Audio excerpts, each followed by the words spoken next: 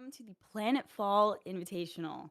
We've got 16 incredible parallel players ready to battle it out today, 10 of which are ambassadors that you probably know and love, and the other 6 are from Bond communities. So we've got some really exciting games on the horizon. But before we get started, let's thank our sponsors. So we want to give a big thanks to Community Gaming, Saga, Portal, and a special thanks to Echelon for providing the prize pool today, which is $20,000. So whew, it's a big one.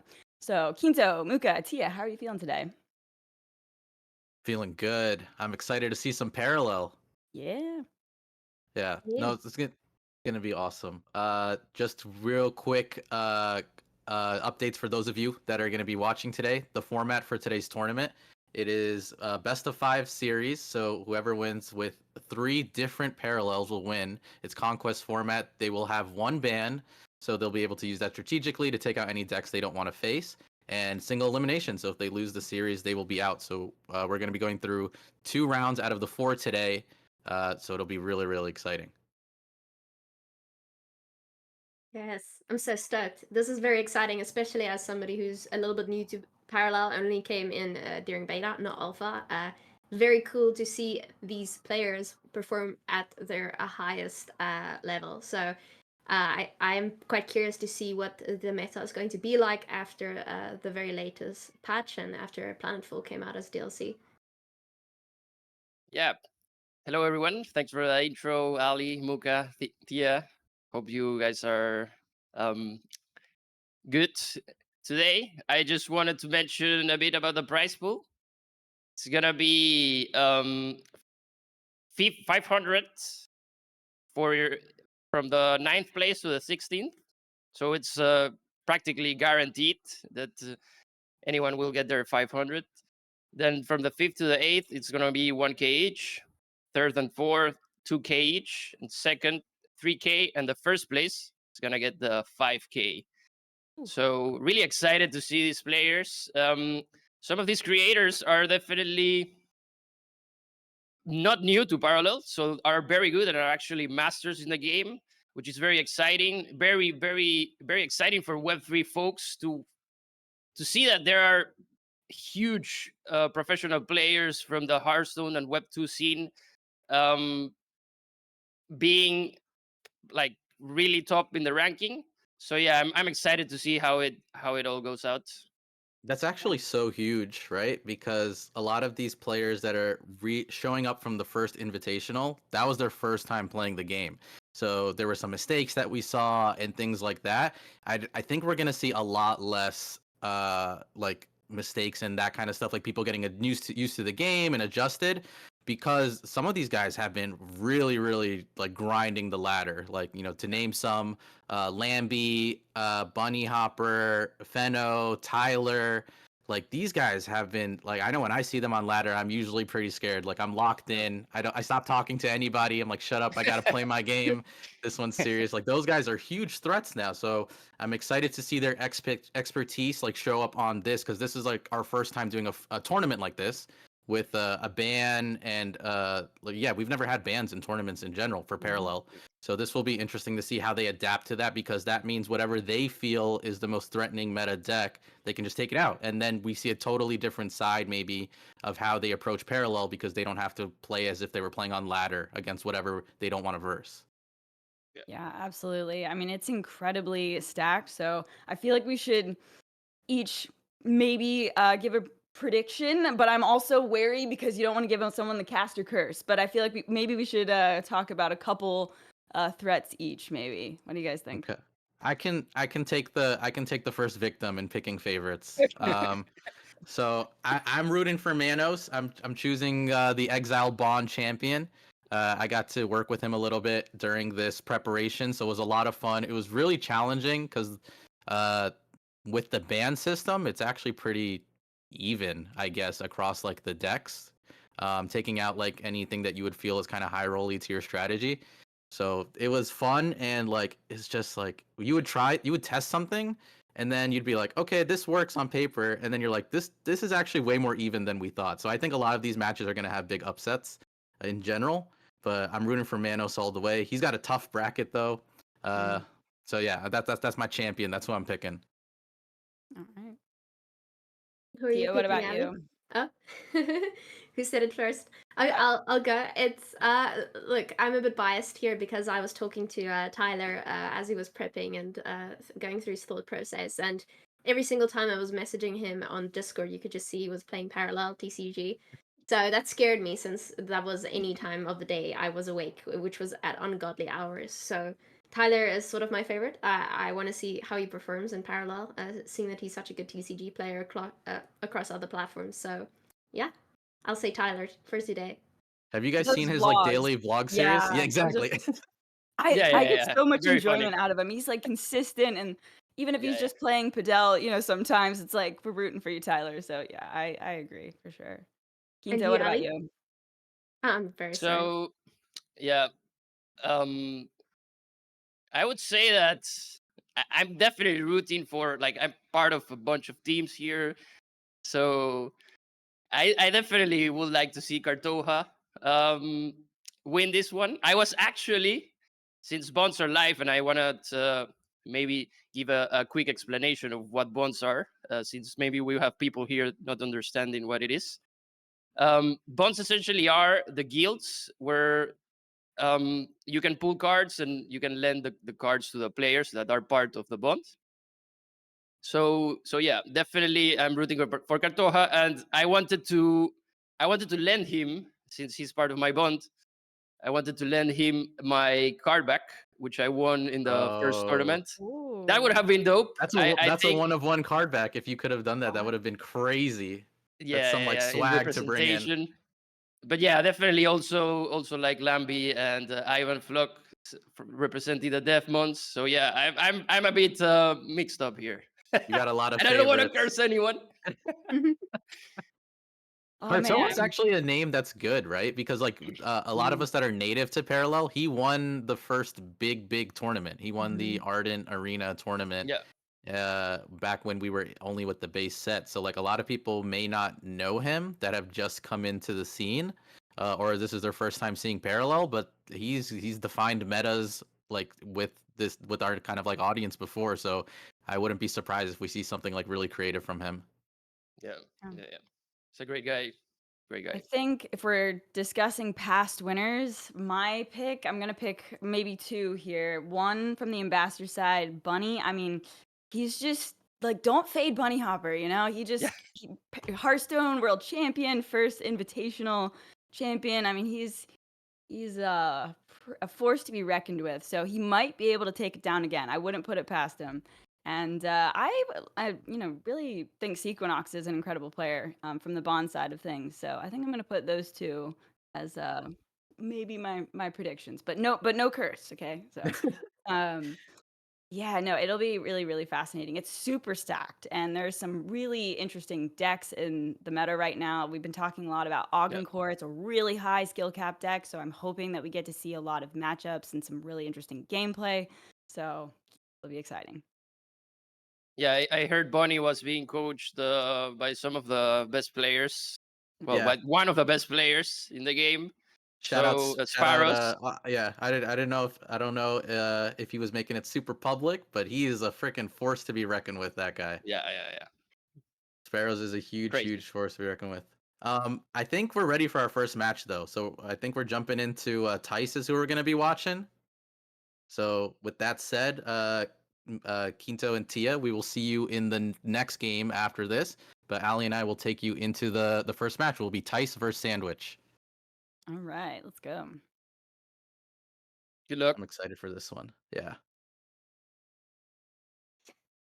We should be going straight into their stream. Here we are with Tice going into the first match. Got his game face on. Yeah. He's looking ready. Oh, He walking was away. doing some practicing yesterday. I saw him on stream getting some games in, and I was surprised with invitationals like this. You don't always get to see Mhm. like the prep or like how familiar they are with the game. Because Tice, he's not one of the players that has been grinding ladder regularly, but he seemed very comfortable with the decks he was playing. So I think he'll definitely put up a good fight against Sandwich, who's a Bond player and is a little bit more native to the game. Yeah. Now Tice also don't fade Tice. Tice is an incredible TCG player. I mean, I think he was one of the, if not the highest earning Hearthstone player, like for many years. So he's absolutely incredible at card games, and it seems like he's really taken to Parallel quite well. I was sad that didn't get to catch some of his practice because it's a little bit too early in the morning for me, but we got to see RDU streaming some practice as well. I think Bunny. It's been pretty cool to kind of see the prep that's been going into it. So yeah. 100%. Like these guys, you can just be given a deck and you don't know what to do with it, but to see them actually like excel and do well, I think will be fun to see how these guys kind of perform. And like, what's nice is, like you said, like a name like Tice, I watched him like learning how to play Hearthstone. So seeing him on this stage, I'm sure some of their play styles may inspire us in different ways that have been playing this game, right? You get so used to the robotics of how certain decks work that you ignore certain decision making that someone that's coming in fresh, that maybe is a lot more of a seasoned card game player, will look at and see like, okay, well, this decision doesn't make sense, let me do this instead or something. So I wouldn't be surprised if we see that come from like a match like this with Tyson Sandwich. Absolutely. Yeah, I'm always surprised. Like, Mookah, you and I, we've been playing Parallel for quite some time. And so that first swing of the ambassadors coming in with the Bunny, the Tice, RDU, everyone, like, it's quite remarkable. Like, they're incredible TCG players, and they were able to pick it up so quickly. I mean, heck, Bunny, like, absolutely smashed the first Invitational there. And so, yeah, it's a real display of skill how well they've been able to pick up Parallel, and some of them have been absolutely grinding the game. It's crazy, like so many hours and games, like getting top of master, like Lambie. It's been pretty wild to see. Yeah, to see these guys like within a short time become like huge terrors on the ladder is like insane, and it really goes to show you how like early this game is in terms of like this competitive scene developing, like who's gonna be the top dog, that kind of stuff like that. Because these guys, a lot of the good players from other games are starting to check out Parallel. They're liking what they're seeing, and now they're showing their kind of creative ingenuity because they're veterans in this space. And that's where it gets like kind of scary, but fun at the same time because the creativity is bonkers. Like it's just too much. Yeah, well, I mean, when you've announced a $500,000 prize pool for the esports league, that's definitely going to attract some competitive players for sure. I think Yeah. that's something that's kind of, I would say lacking right now in the TCG community. Like it's there in certain games, but I feel like there's been a bit of a lull for a lot of people who are competitive. And there's some amazing games out there that are fun, but don't really lean super hard into the competitive scene. So that's Parallels coming in with a huge prize pool, and that's got a Yeah. lot of really people excited. So today we're seeing, names that we know and love from Hearthstone and, Marvel Snap, things like that. But I would not be shocked to see more TCG players that we've seen through Magic and all these games come in and really, try their hand at Parallel. 100%. Like throwing up this much money at the start, like they want the competition, and I like that a lot because, like you said, a lot of games, unfortunately, right now in this period are kind of like scaling back their competitive scenes.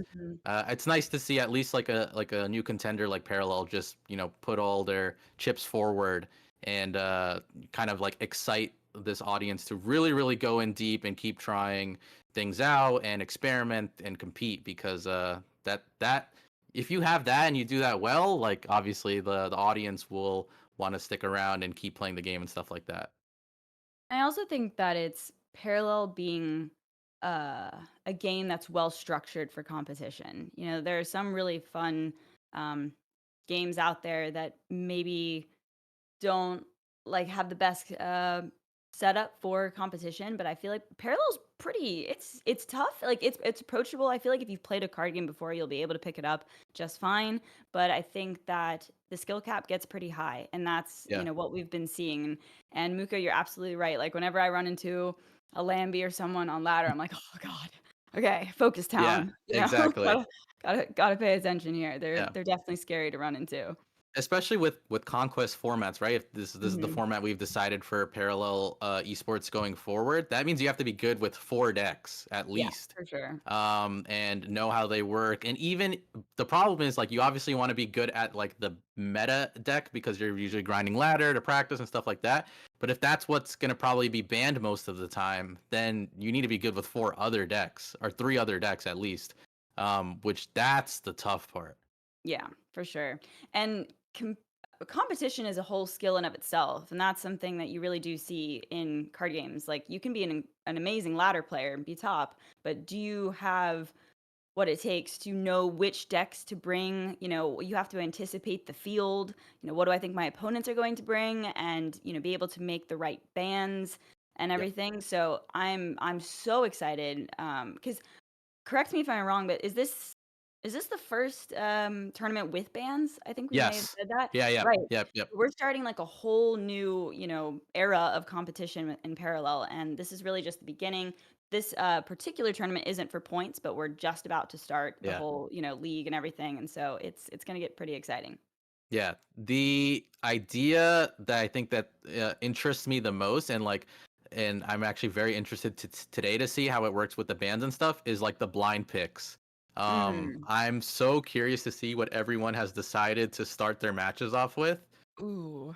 because Yeah. like there's a few decks that are like the standard, right? Like if anyone lets like a Catherine in or like a Neve in, those are like the fan favorites or like what's considered the best, but they Mhm. also have counters. So maybe someone tries to metagame and bring something that's like more prepared to counter that. But what if someone takes the next step and just goes full surprise factor to counter the counter? Like those kind of matches will throw me off. Like, oh my god, like we went straight into meta here. This is Yep. Catherine versus Catherine, Tice versus Sandwich Gang. Alright, we're getting started. We got the Kathy Burn mirror, let's go. Yeah. So Tice won't be going first. He's deciding to keep the Lord Harf, Trigger Happy Trooper, and Markolian Bannerman, it looks like, which is an excellent start for those that don't know. Catherine is a aggro kind of burn deck effectively. They usually will have good tempo in the early game, but a lot of their units either scale their damage with the more effects that are played, or they straight burn for every effect played. Like we see the Markolian Bannerman here that will scale with every effect played, and then the Spotter, which deals 2 burn damage for every effect played. So they that's how the deck works. So they're both trying to burn each other. But usually one of the win conditions is Lord Harf. Because what Lord Harf does is it'll decrease the cost of your effects by 1 and increase the cost of your opponent's effects by 1. So that throws off tempo entirely for your opponent. So if Tice can get a solid Harf to stick, that could just win the game right there. Yeah, if Harf goes unanswered, the mana advantage is just too much to handle sometimes. And so, Tyson's in a kind of a tricky spot here. I mean, he's thinking, do I want to develop or do I want to answer this Bannerman? But I think that if he doesn't answer this Bannerman here, it's too good of a turn for Yep. Sandwich Gang, right? Because you want to be scaling that Bannerman. You want targets for it, right? So I Yeah. think Tice was in a position there where he absolutely had to. Oh my God, Harf Oof. from Sandwich. He's also got it. These guys understand the matchup, and Mm. yeah, I think you're totally right. I think Tice had to get rid of the Bannerman. It can get too complicated if you let that Bannerman start to scale, especially in the mirror match, because that could spell the end of the game. There's no direct removal. There's just burn cards that you would try to use to get rid of it, but it could get out of that window and you're kind of stuck. So now he's probably going to go for the double 1-drop here. So the second 1-drop with Catherine's passive effect will buff the Bannerman to a 2/3. But now we're in trouble because Sandwich Gang has the ability to play his power card, Catherine's Rallying Cry, for a cheaper cost and possibly another unit or effect because Harf Yeah. has decreased the cost from 3 to 2. At least he had double one there. Mm-hmm. The passive again giving +1/+1 to the second unit played in a turn. So at least he had a good turn, but this is gonna be tough. I think it really comes Oh, down to if he has like another PS8 launcher or something to answer. Like if yeah. Tice can keep this board, he might have a shot here. Yeah. But it's scary for He sure. needs another good. He needs another like strong card to work with right now because like now you see the Harfin effect. Normally Tice would probably respond with his own Catherine's Rallying Cry, but you see here it costs 4, so he can't get it out on curve, which is like super awkward. His only chances are to like either go for like a Hearth burn card and try to swing with the Bannerman, maybe get some like trades. He could go for the Hearth and Gunslinger, but I don't think that's that great. He could go full YOLO and play the fleet support and hope his Catherine's rallying cry that will get doubled. Yeah. Summons 4 good units. What do you think, Allie? What I would mean, you do here? there are two options here. You either double trade and take out the Hearth right away to get the rallying cry going, or you do the PS8 and get the Hearth down, and then you can even cast the crack shot to increase the Bannerman. I think those Yeah. are the two lines of play here, and it looks like he's going to go with the Catherine's rallying cry, which is I don't know. Ooh. That's a tough. Yeah. That's a pretty tough decision there, actually, because I mean, the sooner you get the rallying cry down, the better. But at the same time, getting the Hearth developed could Yeah. have been pretty nice. So I'm not quite sure. I think they were both really solid plays. Those are So pretty good rolls, though. Getting a yeah, trigger that happy is. trooper and another Bannerman. His own Bannerman will become 3/3, and the second one he just played will become a 3/4. That's a pretty good showing. I think like Sandwich was the one to get the rally first, but theirs wasn't like exceptionally strong. Hmm. Getting the Iron Core Quartermaster and the Trigger Happy Trooper. So this is not bad for Tice. He's actually in a pretty good spot, I think. Yeah, I think if Sandwich Game had had like a PS8 or something like to help take away some power and developed, it really would have made a big difference. Yeah. Oh, Ooh, we're just going for getting the the Catherine. Catherine down. Okay, taking out the Okay, Trooper. That's a good okay. hit. A unit is probably what he wanted. Take the Yeah, odds. With Catherine having a chance to hit face too, Tice's best shot there was that it hit face so that he'd have his units to trade. so I think that Tice should consider going for like the fleet support and the gunslinger here. I mean, I think it's sometimes tough to get the fleet support down because it's a tempo loss that turn, but like once it's developed, it just represents so much damage and so much Yep. value. So I feel like that probably should be the play, but it looks like he might be considering a value trade or taking out the Catherine. Oh, Um, he's thinking. I mean, I think he's gonna go your route. I think the fleet support's definitely coming out, which I agree. And I think I do agree too that actually I don't know. Do I agree that he banks the Harf? I probably would have banked the Bannerman there because the Harf yeah, I think can so still come in a too. lot of value. But I don't totally like not understand why he kept the Banner because the Bannerman will scale twice because the orbital strike will go off twice. I So think it's it's not a bad thing. Yeah, I think it's more just that 5 energy next turn, so there would Mm-hmm. actually have been enough to play the Harf plus the orbital strike there. But again, these Bannermen can scale like crazy, so Yeah. it could work in his favor that he holds on to it here. What was Especially actually if he just goes to play one, the Bannerman into the orbital strike, it'll yeah. buff it up next turn. So both I good. think I like the Hearth more now because now Sandwich had hit face and he plays a second quartermaster, so that means one card will be revealed from Tice's board, and he gets two effects, one for each quartermaster back to his hand. So I Mm, believe Rallying Cry and a PSA is what we've seen. So the Hearth would have made that a little bit more awkward. That would have used up Sandwich's whole turn, but we don't even know if no, well, yeah, it definitely would have stuck, but not with this board. I think whatever unit he plays is probably dying, right? So that makes sense that he has to go. Maybe keep the Bannerman in this sense. It's a good thing he kept it. Oh, he's gonna Gunslinger, I guess. yeah, I guess Which so. makes sense. The Yep. fleet support will help Tice catch up. That's a hundred Mhm. percent, for sure.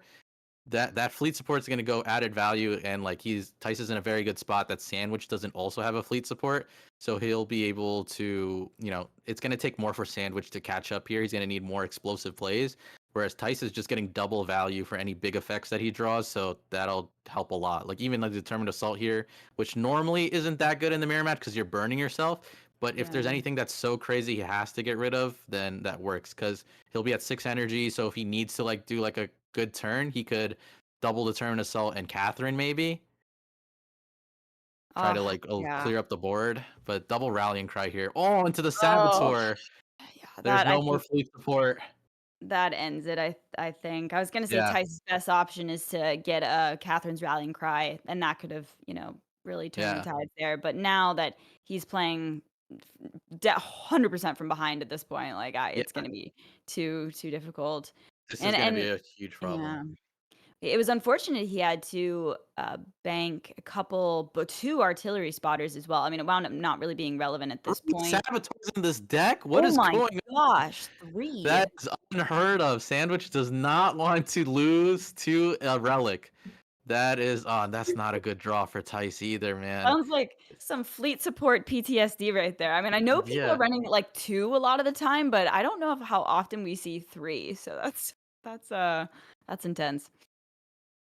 I mean, but the thing is though, is that I guess it doesn't feel that bad to run that many copies because of the rallying cry, right? So, they're solid units to pull out. Yeah. I think I so. guess like it's decent because so in my opinion, bans, right? Bans are mostly gonna be Neve or Catherine. Like for this matchup, both players Mhm. banned the Neve, so they banned the Shroud deck. And oh my god, that hit face too. You wanted Wow. it to hit it, probably hit any unit there. But yeah, like the Saboteur is good in the mirror match for sure. I think it's not as crazy against Augencore, but if you can take out all the turrets, it might be pretty good for you. Um, but man, like having 3 just sounds wild to me. What did he cut for those? Is what I'm more interested with. Good question. Yeah. What's the effect? EMP that destroys all Relics or yeah. all upgrades. Yeah, I suppose in some decks that might make more sense because a lot of the time these Marcolians get 3, like 2, at least 2 fleet supports down, and same thing with the turrets in Augencore. But I suppose with Marcolian you want them to be units, so there's actually the good value from pulling them out of Catherine's rallying cry. Yeah. Man, Tice needs like a Triumph of Mars or something. Yeah, no, I don't think a Rallying Cry is going to be enough. There's no way he could burn down his opponent with anything. Unfortunately, oh well. Yeah. Well, I mean, Tice is also playing a Saboteur, so that's good to know. Mhm. But one thing probably to know is how powerful that double quartermaster turn was Mhm. for Sandwich, getting back that rallying cry, and then on turn 6 popping the fleet support into the rallying cry was massive. So the quartermasters, if they get to stick, they do a lot of work. They do a ton of work, and we see here Tice is reading his quartermaster. If he had played his burn card with the crack shot, he would have been able to get another effect. But because he played the rallying cry first, no effect goes to your hand. So for that, he's gonna Mhm. end his turn with 8 life, and that's game on board for Sandwich. Game 1 to him. Yeah. Even I think even if he had triggered the assault and got another rallying cry or something, It wouldn't have been enough. it was over. Yeah. Yeah, yeah, I think there were it wa it was an interesting match. I think there were a couple turns, like there was the turn 3 going for the Catherine's rallying cry or potentially getting Lord Harf developed with yeah, the gunslinger. I think both were super valid, like both plays, but it would have been interesting to see what it would have looked like if the Lord Harf was developed because there still was the shield pod on the board, so there was some yeah. protection for it.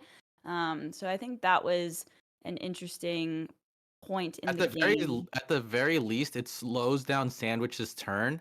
Mhm. So even if your Hearth doesn't stick, whatever Sandwich is playing to like scale his Bannerman at the time to just run over the Right. Hearth would essentially end his turn, right? And because he didn't do that, then Sandwich. So it's all about like maximizing the energy. So if you make them using more than they want on the curve, then that's the only advantage you can get, especially if you're going second.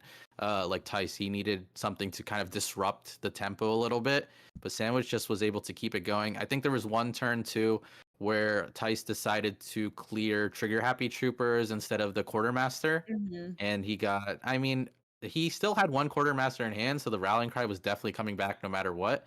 But getting to that's that PSA coming back. It was used again, so you can't really tell how much value that has, but you want to try to stop those kind of freebies as much as possible. Yeah.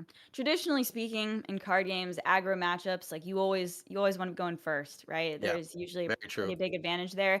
And if you are going second, you kind of hope that your opponent doesn't have a great hand. And Sandwich Gang, had the Bannerman opener and the Catherine's rallying cry on Mhm. 3. So it was going to be an uphill battle, I think, no matter what. But That's Yes. all right. So both of them. Well, let's look over. So Tice has won with. No, sorry. Tice lost with Catherine. So Sandwich won with Catherine. Mm-hmm. Sandwich now has the choice between a Juggernaut Workshop or a Nehemiah, based on what we can see. And then Tice still has his Catherine available, a Nehemiah or a Juggernaut Workshop. What do you think both players are bringing in? I mean, gosh, that's a tough one. I mean, maybe we'll see Tice run it back with the Catherine. I mean, Catherine's strong, right? So Yeah. you're gonna have to win with it eventually. So he might just Yeah. run it back.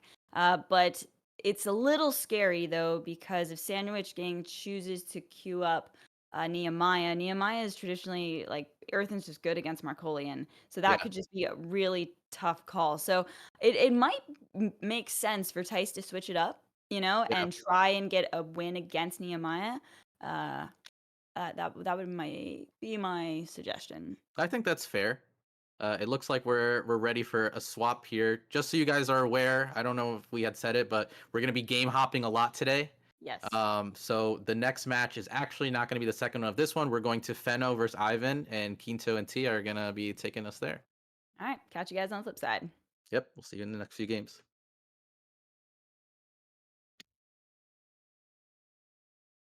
Okay. Here's Quinto and Tia. We're watching Fino versus Ivan. Ivan with its classic Iraq deck. He has been playing Iraq since I remember. And Fino going with the classic meta Kathy.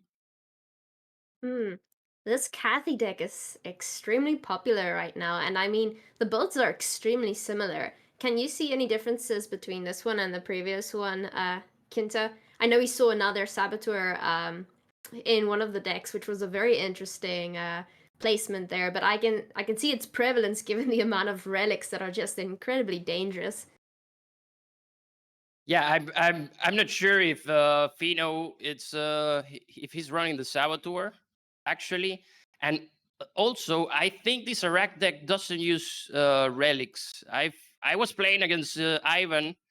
I guess he was testing this deck this past couple of days, and I actually was playing Shroud, so I was I was using Treasure Scheming to watch his hand, and I didn't see any relic here.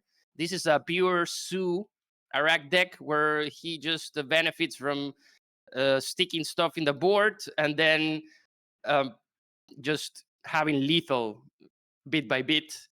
And against a deck like Kathy, where it relies on kind of a setup to do that burst damage, it's kind of difficult also against a deck that's just getting more and more units every time. So it's interesting. It's interesting. I'm sure Ivan has been testing this deck a lot since everything you play practically in the ladder it's Kathy versus Neve. So yeah, very excited to see how this develops. They are actually like, it seems that next turn Fino it's gonna absolutely, well, actually this turn he's actually gonna blast it with the Kathy's rallying cry, the double one. So let's see. Yeah, he Any just got rid of the one fleet support. He could have had 3 potentially, but decided to instead go for Catherine's rallying cry right now and get that onto the board. Yeah. Have you played Iraq before? So I've been focusing mainly on this Kathy deck along with Shroud and Kathari. So the Organ Core is a little bit of a how can I put it? It's like it's a secret source deck. I feel like this isn't necessarily the meta, but the fourth uncertain deck that every player is potentially considering. But I've played against it enough to know that I hate doing so. It's good if played correctly, and like Ali mentioned earlier, the skill cap is pretty high with that deck in particular, and playing it is definitely not something a beginner is going to master right off the bat. Yeah, definitely. We see here that Fino is going absolutely wild. He even has that scanner probe. That's a card that I've not seen in the Kathy deck before, but it's really interesting to see it. We see that definitely here what was intended from the Iraq deck, it's already over, because the idea was to get a bunch of units in the board, and definitely we see that Fino it's winning that match, winning the board, absolutely winning the board. So very Mhm. interesting. Yeah, this is a little bit scary for He's the even laughing. opponent. We see I that Fino mean, is cracking. I would laugh too, if I'm going to be honest. This is an amazing hand to have. I mean, you've got Yeah. 3 rallying cries there, as well as the PS8 launchers. I mean, damn. It's it's scary. Yeah, I think the only way Ivan might get out of this situation if he has anti-organic pulse, maybe upcycle tech into anti-organic. However, the disadvantage for Fino right now is that, I mean, he can have all those Cathy's rallying cries, but he probably is out of units already. We see that he only has 12 cards more in the deck, and he's essentially, those Cathy's rallying cries are not gonna work. So if there's a minuscule way of Ivan getting out of this one, it will be interesting. It will be very interesting. Yeah, I mean, we can't see the opponent's card right now, so we can't actually see what the there we are. It's a PS8 launcher, not going to do much. I mean, yeah, Yeah. I want to go as far as saying that it's pretty much Fino's game here. I mean, you just have Yeah. absolutely everything you need to take it from here. Oof. It's Yeah. yeah, It's that's gonna over. do it. Mhm. That's gonna definitely. Yeah, that's the thing with Kathy. Once you get close to some like 21 damage, when 21 health, it's practically lost if you are in that situation, because they have so much reach to lethal. And with the fleet supports, double fleet supports, a Bannerman, it's really hard to come back from that one. Yeah, good game. Good game by Fino taking it here against Organ Core. Certainly, again, Kathy being a very strong contender in the current meta and definitely proving her worth. I know she wasn't as strong previously. I recall people really wanted to see her, and now we do. I wonder if a nerf is ever incoming. She seems a bit scary if played correctly, but also you got to draw your cards right. If you don't get the correct setup, it doesn't work that way. Yeah, you're asking for a nerf, but you said you were playing her, so Well, my you know, my interests are not important, you see. no, but yeah, interesting to see different decks in the tournament, where everything we have right now in the meta is mostly Neve and Kathy. So I hope we find more matches with these types of decks. I don't know which deck was banned here, because if Ivan banned Neve, I think it was better for him to ban Kathy, since it's easier for Iraq to get that lethal after Neve has done a lot of damage to herself. But in the case of Kathy, you don't like Kathy doesn't need too much tempo. She can just burst the face and it's over. Yeah. Mhm. Yeah, exactly. It would be interesting to see what the ban there was, and it would be nice to even interview some of the players later. Just like at some point, the winners of this whole tournament, hearing what exactly went on in their minds when they were building their decks, and yeah, picking that 4th deck especially. I think. Yeah. So we're gonna search for another match here to watch. It's gonna be Tyler versus Vetter. They are right now queuing, so let's see what each of them brings here to the table. Really interesting to see Tyler from his Asia Pacific Grandmaster Hearthstone. And Better is from I believe, the Contagion Bond. So we're seeing here that the bans, Better has Kathy banned, and Tyler has Neve banned. Tyler has that upgrade, that family upgrade in the background, which is just going to give him Yeah. all the It luck. happens. It happens to me sometimes too. I love I it. have my family in the back. Yeah, So definitely interesting. it's an Organ Core versus Earthen matchup. Now, I Yeah. must admit, I rarely encounter this matchup myself on ladder, partly because I don't play Organ Core nor Earthen, actually. Yeah. I feel like Yeah. they're both the fourth deck choice here in the current Yes. meta, so seeing them go together is actually quite a statistical anomaly. Yeah. These recent days, I was hearing chatter about how one of the best players, iRacer, one of the best Earthen players, he was saying that it was really difficult for him to beat this Augencore deck. But there was also other opinions where they were saying that it was actually easy to beat it. So let's see. Definitely that Sesmir is going to go to the bank, as we're seeing now.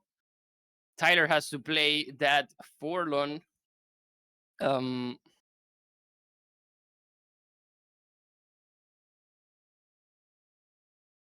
yeah, So, the Forlorn companion without the overclock. Yeah. what would you say Tyler's strategy in this given matchup should be against Earthen? I would say that this deck essentially revolves around the fact that you can get an upcycle tech and get an early big unit like the Sesmir, Yes. and also with the portable energy bay, aka the backpack, you get you can get a big combo with the memento, where you can just get a bunch of units. You can destroy all the little nanobots that you get and keep buffing the memento until you have insane damage and just destroy, just do lethal damage with it. Yeah, that combo is pretty frustrating when an Organgor player is able to pull it off, since for those who don't necessarily play Organcore, it revolves around upgrading your cards, and you can see there that the one card on the board already has 2 upgrades on it, so that's Yeah, 2 different effects right there. So yeah, sometimes killing a card has a adverse effect, and it's quite hard to kill a card when it actually benefits the player playing said card. So we do see, we do see this defender coming down here on Earthen's side. Also has quite a few abilities up its sleeve. yep, definitely. Right now, the Forlorn Companion has the self-repairing nanite. It's an upgrade that gives the unit +1/+1. When this upgrade enters the field from the waste, upgraded unit has +2/+2 instead. And if you activate, you can spend 4 energy to attach this upgrade to a unit from the waste. So essentially, if this is in the waste, you can activate it and attach it to a unit to give it 2/2. It's interesting to see that Tyler playing the point defense turret to control the board. However, Earthen doesn't run too many effects so Tyler could buff the turret. So it will be interesting to see. Interesting. Yeah, so you do have a relic here. Organcore certainly does have relics if need be, but we mostly see units currently in hand in a single upgrade here. Yeah, you're gonna have the Paragon ticking off very soon as well, allowing Tyler to play another card through it. So that's also one of the passive abilities going on here if you are equipping this Paragon along with the Organcore faction. Yeah, interesting to see what's gonna be Better's play here, since we can see his hand, we can see what he has. But definitely, I don't see a problem about playing Nehemiah. We're looking at another streams right now. Yeah, is it maybe it's Tyler Tyler looking, and we could potentially be looking Yeah, at his yeah, screen, yeah. right? It's He's it's bored. Tyler doing it. I mean, he must be very confident if he Yeah. is looking at other streams. But yeah, so he's going to get rid of that scrap head, banking it. And instead we're going to see the workshop assembly mechanic coming onto the board. Yep. Nice upgrade there. Yeah, And getting are that early Mhm. juggernaut. Defense jogger. He goes for the third option there instead, last minute. Very nice. I do like to use my blacksmith on those zero cost juggernauts when I Yeah. can. Yeah, the fixer is great in the matchups against Augencore. Definitely they seem both that are contesting the board, trying to get that tempo. Now we're seeing the big units like the MTAF there from Tyler, which is really great. It's especially if you play it and overclock it, since when it comes to the field, it attacks instantly attacks a unit. And if you overclock it, it has armed, so essentially it won't suffer damage. It attacks the unit with the most health, I believe. Mm. Yeah, the MTF, this unit attacks the lowest. No, it's actually the lowest health enemy unit. If this unit was overclocked, it gains armed on the attack. So really, really nice to play it in need for tempo. Ooh, and we see Wong coming onto the board. So Wong's going to be looking at the deck there, picking as many different types as he can. You know, you've got your and it ends up boosting the card to the right there. Quite a strong card. Very nice draw there as well. Could play it even though he is on 4 energy, just because of that unit in the middle granting another extra energy a turn. So that's quite nice there. Yep, definitely. Wong is a great card to play in the Earthen deck because it usually gets a lot of value, because Earthen runs relics, runs effects, runs upgrades, runs units. So it's a lot of value from Wong there. Yeah, we see that black market fixer for Tyler. They are both trying to set up the board in such a way that they will have that they will keep the tempo. That's why we haven't seen Better play his Nehemiah. Tyler here is trying to deal with this board.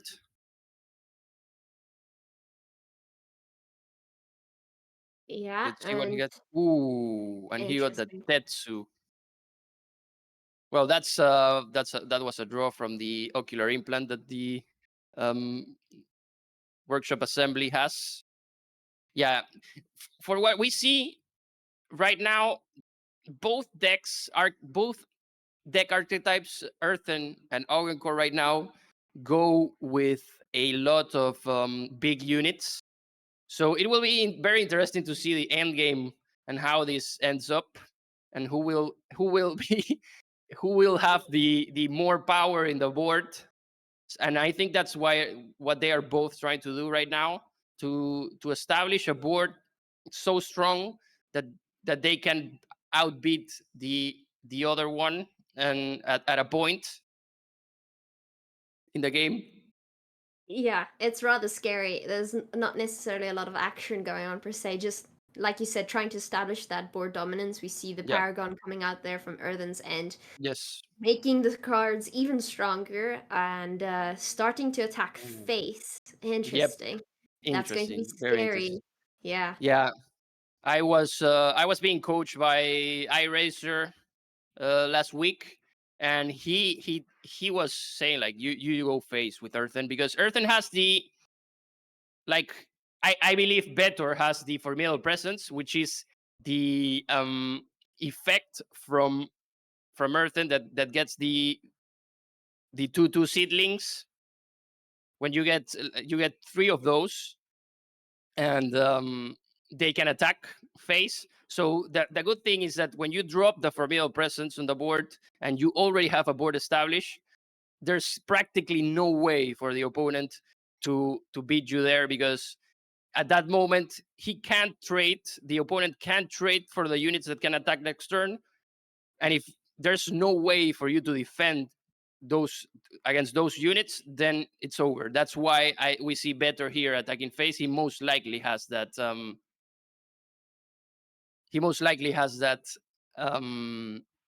formidable presence there. That's why he was attacking face. Now we see that upcycle tech trying to get that Sesmere out from Tyler. He's gonna concede. Yeah, he knows Yeah. what was coming next turn. That's why I was like, yeah. Glad I did the explanation, because he knew that what was coming was bad. Yeah, unfortunately, that was just a pretty bad position to be in at that point. And like you said, once the board presence and dominance was established from one end on Earthen, it's quite hard to come back from that. So yeah, GG, well played though. A hard one that was.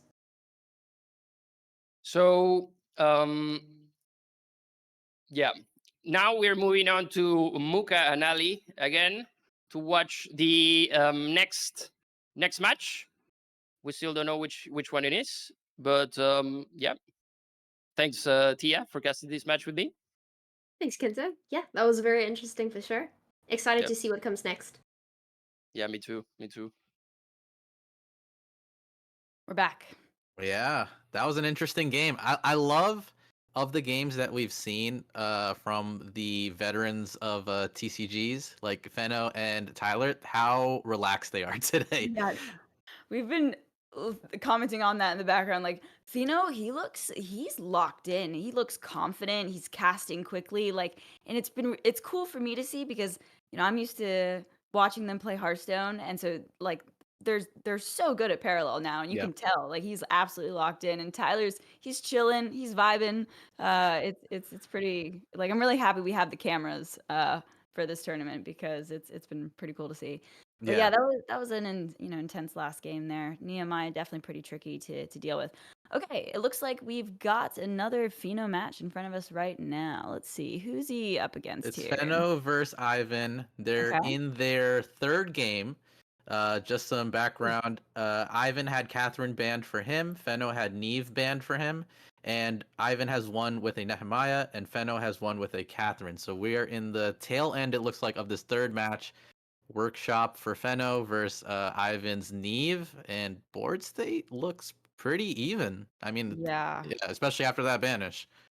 I will say, we're talking about it, being confident, but you can tell he's looking a little stressed right now. I mean, this is game 3, and the facial expressions there. I feel you, man. Yeah, this matchup is like, it's kind of Ogden core favored, but like Neve is such a good and versatile deck. Like, you can try to contain this deck as much as you want, but if it has the cards, it can pull out insane upsets. Man, is it really? Like, this is so tough. I feel like it's pretty even. Like, Neve having the option to banish the upgrades, it means that you can't, like in this situation, in another matchup, Fino could just develop the upcycle technology on the pilot here, and I don't know what's in his bank, but and kind of leave that. It would have defender and give you a lot of options. But when it's Shroud, they can just banish, and so that means that the upgrade doesn't trigger, of their aftermath effect or whatever it may be. So this is a really tricky spot for Fino to be in, for sure. Oh, it looks like he's going for it and probably just hoping. Let's see what's in the bank here. Okay, he got the Tavastar. Yeah, this is tough. Yeah, I think he's doing it. Yep, here we go. He's gonna pop his own upcycled here with the PS8. He's getting it out, and he'll probably just knock out the Honored Steward, I would assume. Oh, he's gonna pop the upcycle, get a free draw off this too. Yep. He'll double draw. Look at that. Yeah, it's actually a really interesting interaction there, that you can destroy the upcycled with the Tavastar here as it's coming into play. So you definitely can destroy counterintuitive. everything. You can destroy everything that's not the unit that was attached to the Ipe cycled. So even like the upgrades, anything Right. can go. So that interaction is like really, really good. Fenno, this is like his most played deck, I'd say, lately. So he's a very, very high skilled with the workshop.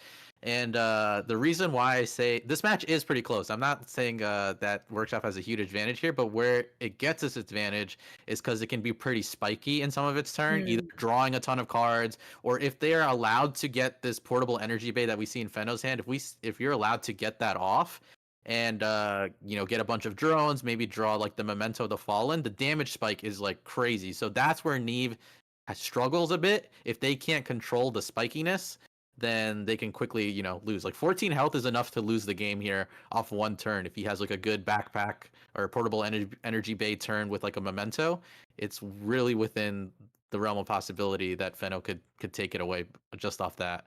Yeah, no, you're absolutely right. There can be some insane damage that Encore can pull out here. And Neve is a lot of the time, if they're casting, their Dominion, they're going to be taking damage. Like there's many ways for Neve to be like damaging themselves. So Yep.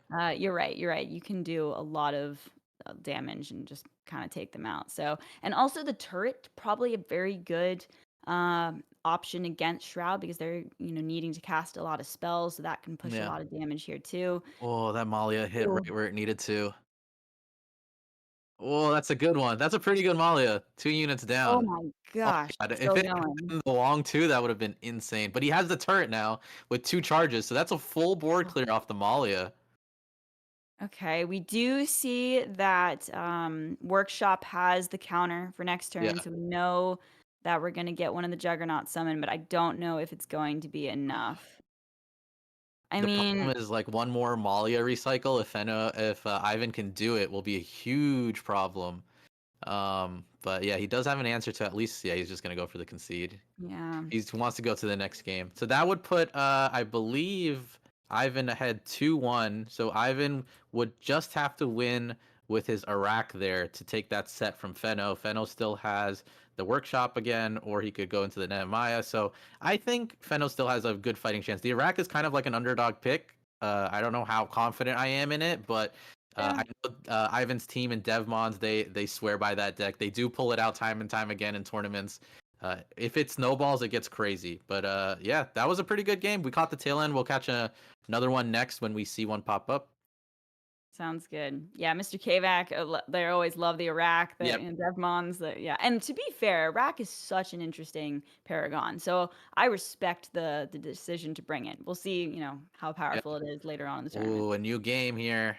All Bunny right, versus Kartoha. This is a good game to see. Oof, let's go. Oh yeah, this Yeah. is a really good one. Yeah. And Bunny looking like he's got a pretty strong hand. Yep. I just in terms of an opener here. Yeah, 100%. This is a good hand. This is these are technically 2 various forms of parallel champions. Bunny winning the last invitational and Kartoa winning the Ardent Arena. So these are 2 guys that know how to play with, multiple decks. They know how tournaments work in this game. So they're pretty much in their comfort. It's like whoever, has the better plays. Bunny did have a good hand. Having that BMF and keeping it is a pretty smart choice. The black market fixer. And he banked the Forlorn Companion, which will stop him a little bit in terms of like if he wants to try to high roll with like the overclock effect. But he has a solid turn 2 lined up with a free draw from the Ocular Implant and the Gunslinger. So not a bad start at all. Yeah, it looks like in this series too, Kartoha is actually up 2-0. So this Oh is man, this is do or yeah, this die. is a lot riding on this single game that we're watching right now. Yeah. All right. Oh man. But this is pretty solid. I mean, this is great actually. I mean, you get to develop the ocular implant here, getting you a card, and you also get to put the mercenary gunslinger down, taking out their gunslinger so that you can Yep. keep your ocular implant. And in the event that it does get taken out, you have the 1/1 gunslinger to salvage that ocular implant too as well. So 100%. this is looking solid, at least for right now. This is a good start. I mean, like, it's not the best cards right now in his hand, but the upcycles he can make use of. So if he draws a heavy hitter, it can, be live, which is good. And this is fine. I mean, Bunny's not happy. You can see this. He's not happy to see another gunslinger, but at least he keeps the ocular implant, so the draws stay intact. Yep. Which is good. He just needs to draw a solid turn 3 play. I think that's all that's missing. He has the other pieces. If he could get all like, I don't know, like a portable energy, oh man. So it's Like gonna really depend on really, this next yeah. deck. Which there's Wow, not he many had to have it. cards. Yeah, there's not many cards in Core that are solid just turn 3 alone. Yeah, you see here he draws a second target painter. This is difficult. Luckily, Kartoha's board isn't like super menacing, right? And we know Bunny has an answer to the what is it? The token that pops out in 2 turns. Ooh, Oh, ooh, okay. We might be somewhere now. We might be doing some okay, stuff. a glimmer of hope here. Basically, for those of you watching that might not know what's going on, the 5 cost upgrade in the hand is called Upcycled Technology. And when you attach it to a unit, when that unit dies, you get to pick a card in your bank and cheat it out. So essentially, Bunny can bank this really expensive 8-drop Sestmere in the hand. And then if a unit dies with the upcycled on it, we can get that out early. And that could do a lot of work here. But you got to find a unit to actually be able to attach it to. We know that a Juggernaut is going to pop out, pretty soon here, so there might be some options. But yeah, Yeah, this Ruin scary. Tinker being a surprise card pick from Kartoha here.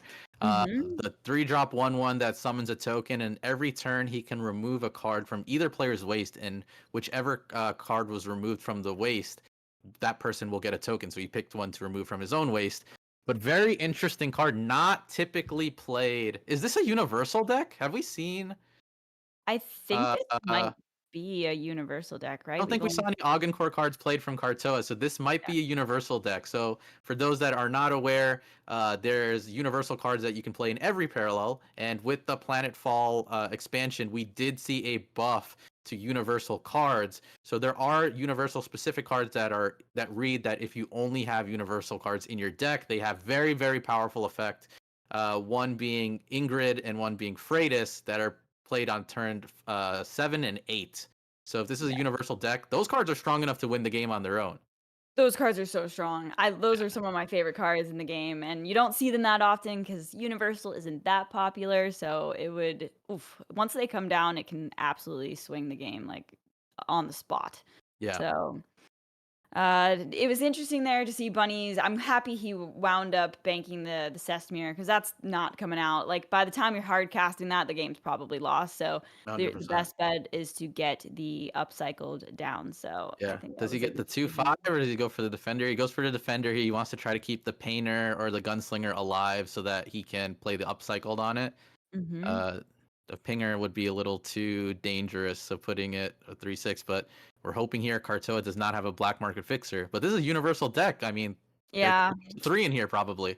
probably. Yeah, that makes sense.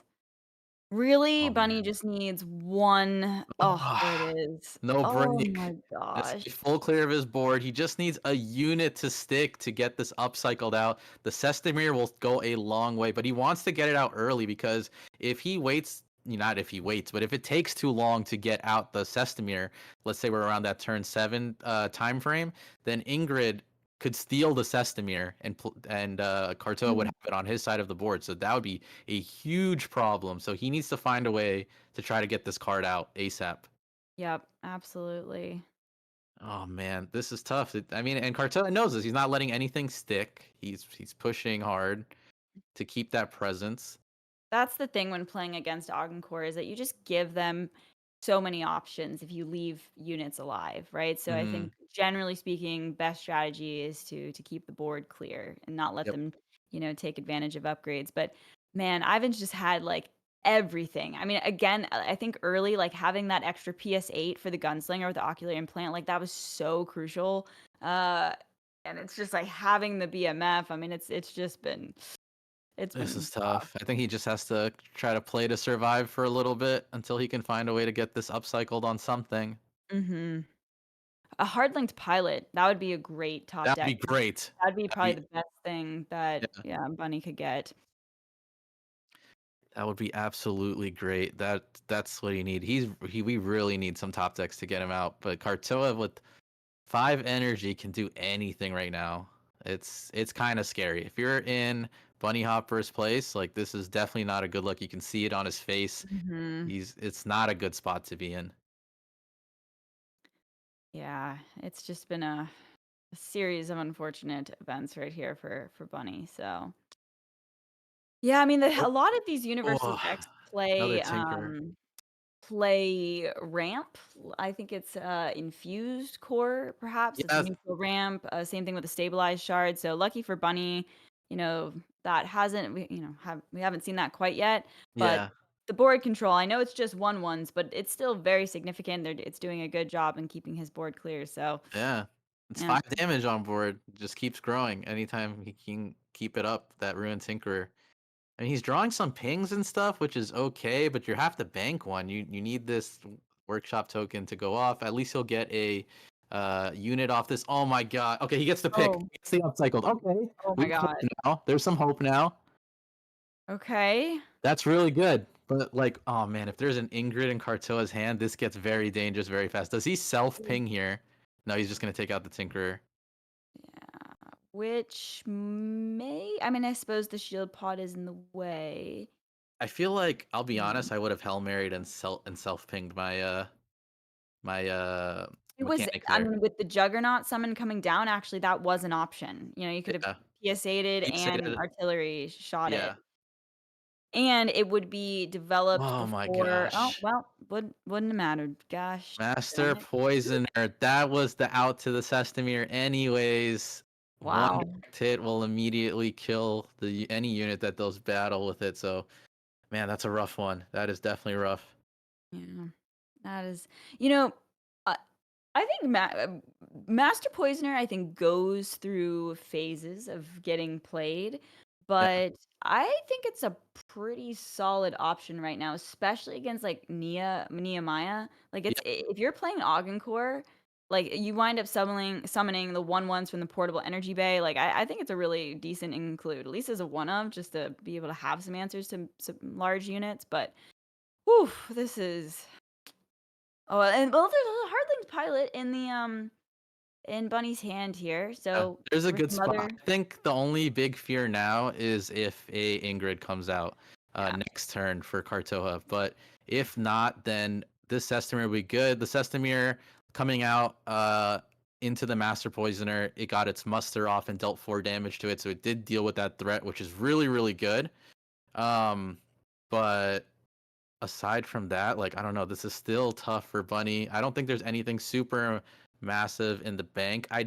I don't know what was in Kartoa's hand. I'm going to take the guess that he has some of these power cards in the end game because playing the Master Poisoner otherwise feels like it's a mistake because I mean, you're taking a gamble that there's a Sestamir in there, but if you do, then you have no out to the Sestamir, right? So maybe hold on to the Poisoner, delay a turn or two to try to get the Sestamir out and then look for a BMF or something, get the Sestamir out, and then go from there. But like just hitting into the token and stuff doesn't feel right. He has to have an Ingrid here, I think, which I really hope not for Bunny's sake. oh God, I think my soul's gonna hurt a little bit for Bunny if we see Ingrid come out here. She's so Oh cool, but man, absolutely brutal. are we gonna see it? This is it. This is the deciding turn for all players when they verse Universal. Is it coming out? Oh my god, Oh, there's the Ingrid. Oh, that is gonna take the game. I For those see of you it. who don't know, Ingrid does a ton of effects. Discards 2 from your opponent's hand, steals a unit, and that unit can attack this turn. What is it? Does it summon a unit too? You get to discard, You played the last steal, unit you played or something? Or is that and then Freitas? you replay the last unit that you played. Yeah. So I think those three. Yeah, that Will do. is huge, and that will knock out Bunny. I did not expect that. I did not Oh, expect I that. said Bunny's name. Did I You curse cursed him? him. You cursed Oh no, him. the worst. Some Wow, yeah, that was updates. brutal. If the brackets updated, we can take a look at that. But just to report real quick, Manos has taken out RDU. Sandwich has taken out Tice. Sequinox took out Deathsea. So, and some of these fights were pretty big sweeps. Like the people that came to play that won in this first round did not joke around. Wow. Ambassadors in shambles right now. My Oh goodness. man, we This still is got hope. We still got hope. There's Tyler, yeah. Lambie, um, Yeah, there's a few more in here that can pull it off. Fenos, I don't know what happened with his match. I don't think we have an update on that one, but that one still looks like it's ongoing. Lambie versus D Money. Is that where we're going to next?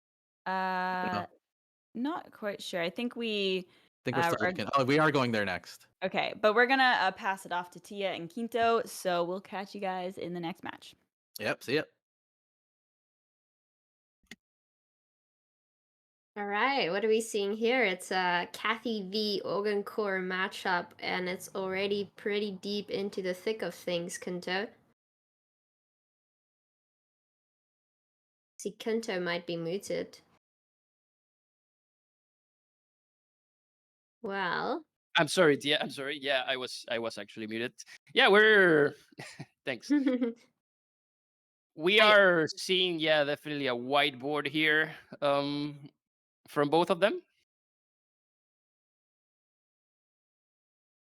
yeah, so I mean, right now it's looking like, I mean, you see Kathy has the fleet support relic out onto the board, which is nice to have. It's a nice little setup there, but yeah, it's not too. It's, you don't have the bannerman, so it could be better. But here on the organ core side, it seems like things are going pretty well. You still have that shield, even the shielded unit defender. That is, sorry, I don't believe it's a shield. The Hardling pilot. And that's an interesting card they just played too. The one that essentially allows you to kill any card that you attack. That's going to be scary when you are going wide and you have a lot of small units you can waste. And Yes.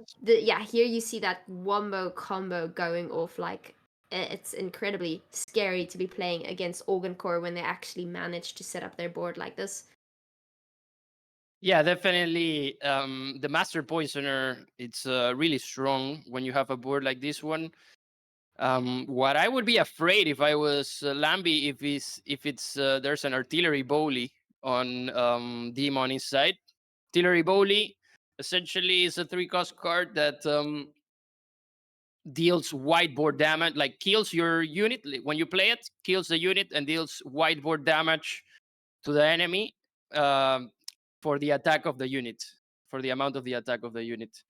So I believe, yeah, definitely we see Lambie here like a bit not scared, I would say, but really not nervous neither, but really on top of this whiteboard that he is essentially praying to get the memento as soon as possible. Yeah, I mean, it's not looking good. You don't even have to play the game to see that this is not a good position to be in. Having absolutely no cards on the board with your opponent just going as wide as they possibly can. Yeah, he seems to be thinking out loud here, still deciding what strat he wants to go for. So what do we see here? How is Kathy turning this around? Like, what is the only possible out here in order to get back on top and take control of the situation?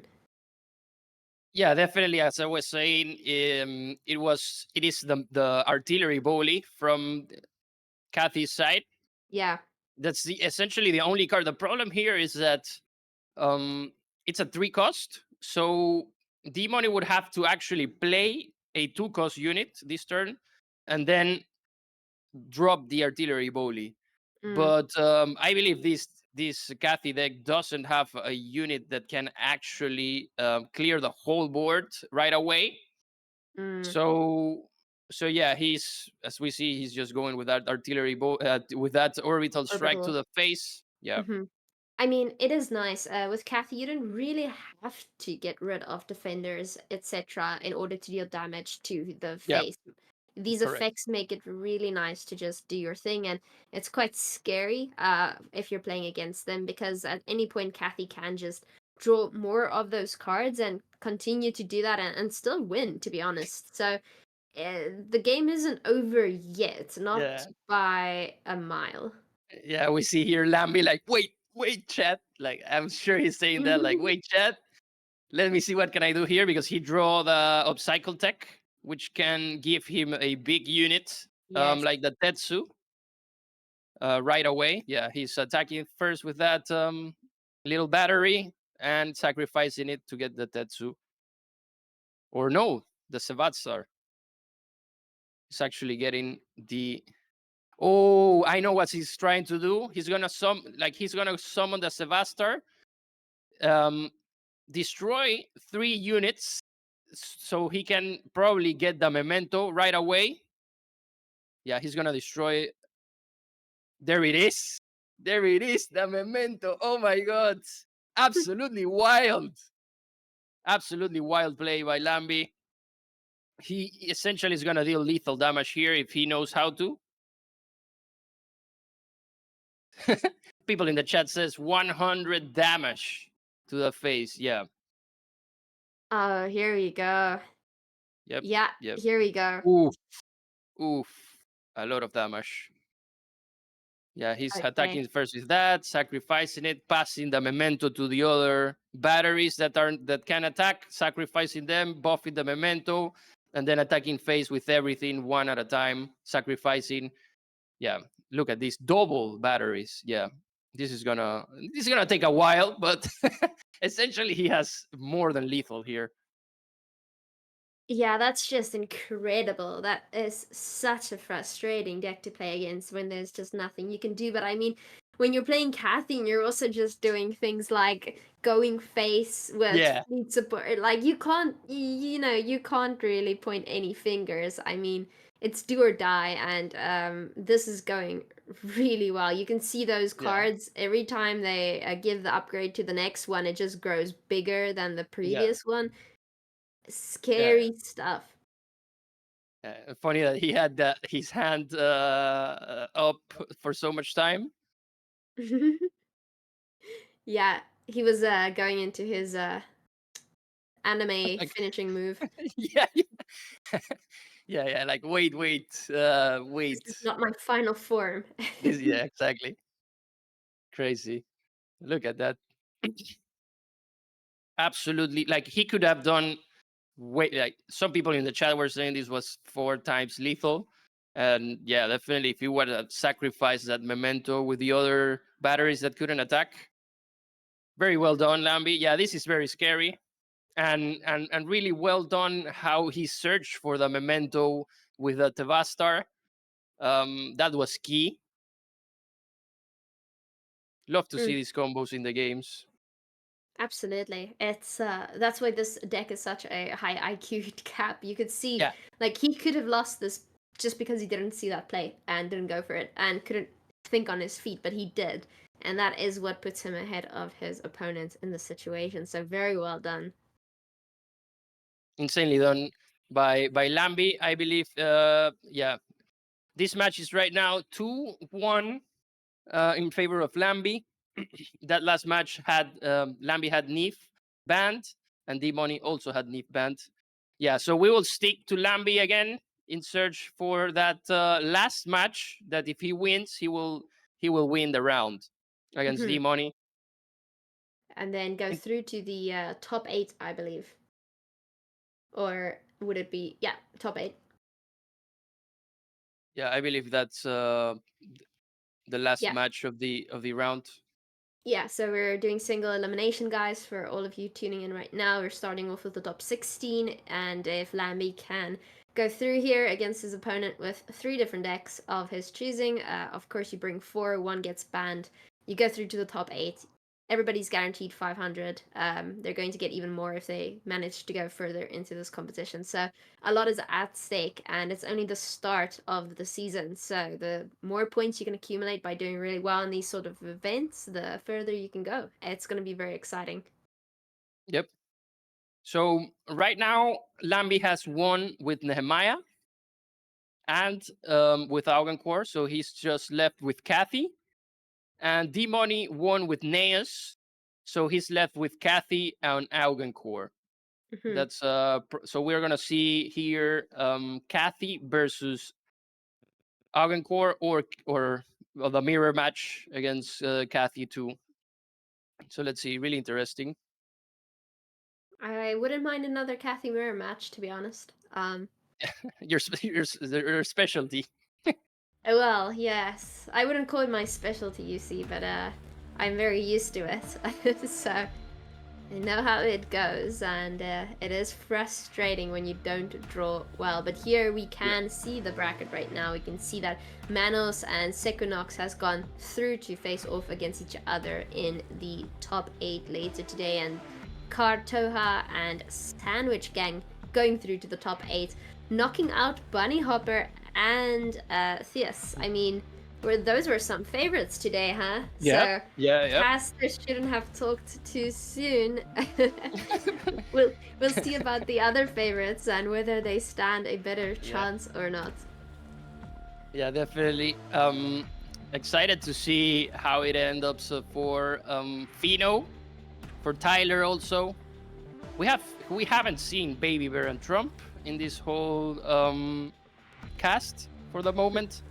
So now we're just waiting for Lambie and D-Money to finish up the round 1 and see. Oh yeah, we see there Trump advances to round 2. So it's gonna be between Lambie or D-Money against Trump. Yeah, okay, so we do have Trump coming through here, and yeah, very, very talented player in the TCG space, so definitely excited to see how that goes. But first we have to see whether Lambie or D-Money takes it here, and we're just waiting for them to queue up. We'll see which decks they decide to take through here. And yeah, then we will be taking it from there. So currently, I guess if you are sitting here having to decide between Kathy v Kathy and your fourth option there, Organ Core, you kind of have to decide which one is going to be favored. It's not easy. Do we decide what coin or which player goes first, or is it going to be randomized every single time? Yeah, it's randomized every time. Yeah, then there's no point really in deciding which deck you're going to be taking first, since you have to take through 3 anyway. So yeah, you'd have to win with Kathy v Kathy and Organ Core v Kathy. There's not really any strategy going into this. Yeah, it's Lambie needs to win with Kathy, and that's it. I guess it will depend a lot who goes first here. That's a really strong decision maker, I would say, of who has the advantage, especially in versus Augencore, because if Augencore gets first, he drops the Juggernaut. He can activate the passive first also, and if it has a workshop assembly, for example, can also activate the Juggernaut passive even earlier. And that, I think, would disrupt a bit the Cathy board from Lambie.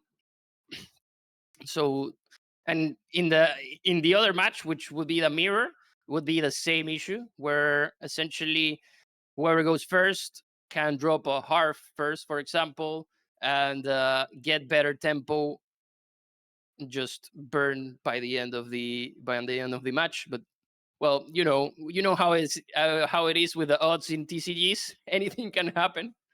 Yeah, absolutely. Anything can happen. Yeah, we're just waiting here for our players to start the game, probably quickly taking a bathroom break or something. And yeah, there is unfortunately a lot of RNG that's always applicable in all card games. It's just one of the things that makes RNG fun to an extent. And yeah, the player who goes first has a significant advantage here as well. So you can only hope for the best, and surely hope the odds are in your favor, given how big the cash prize is in this tournament series. So yeah, it's been quite interesting. Have we seen every single parallel presented in this tournament thus far?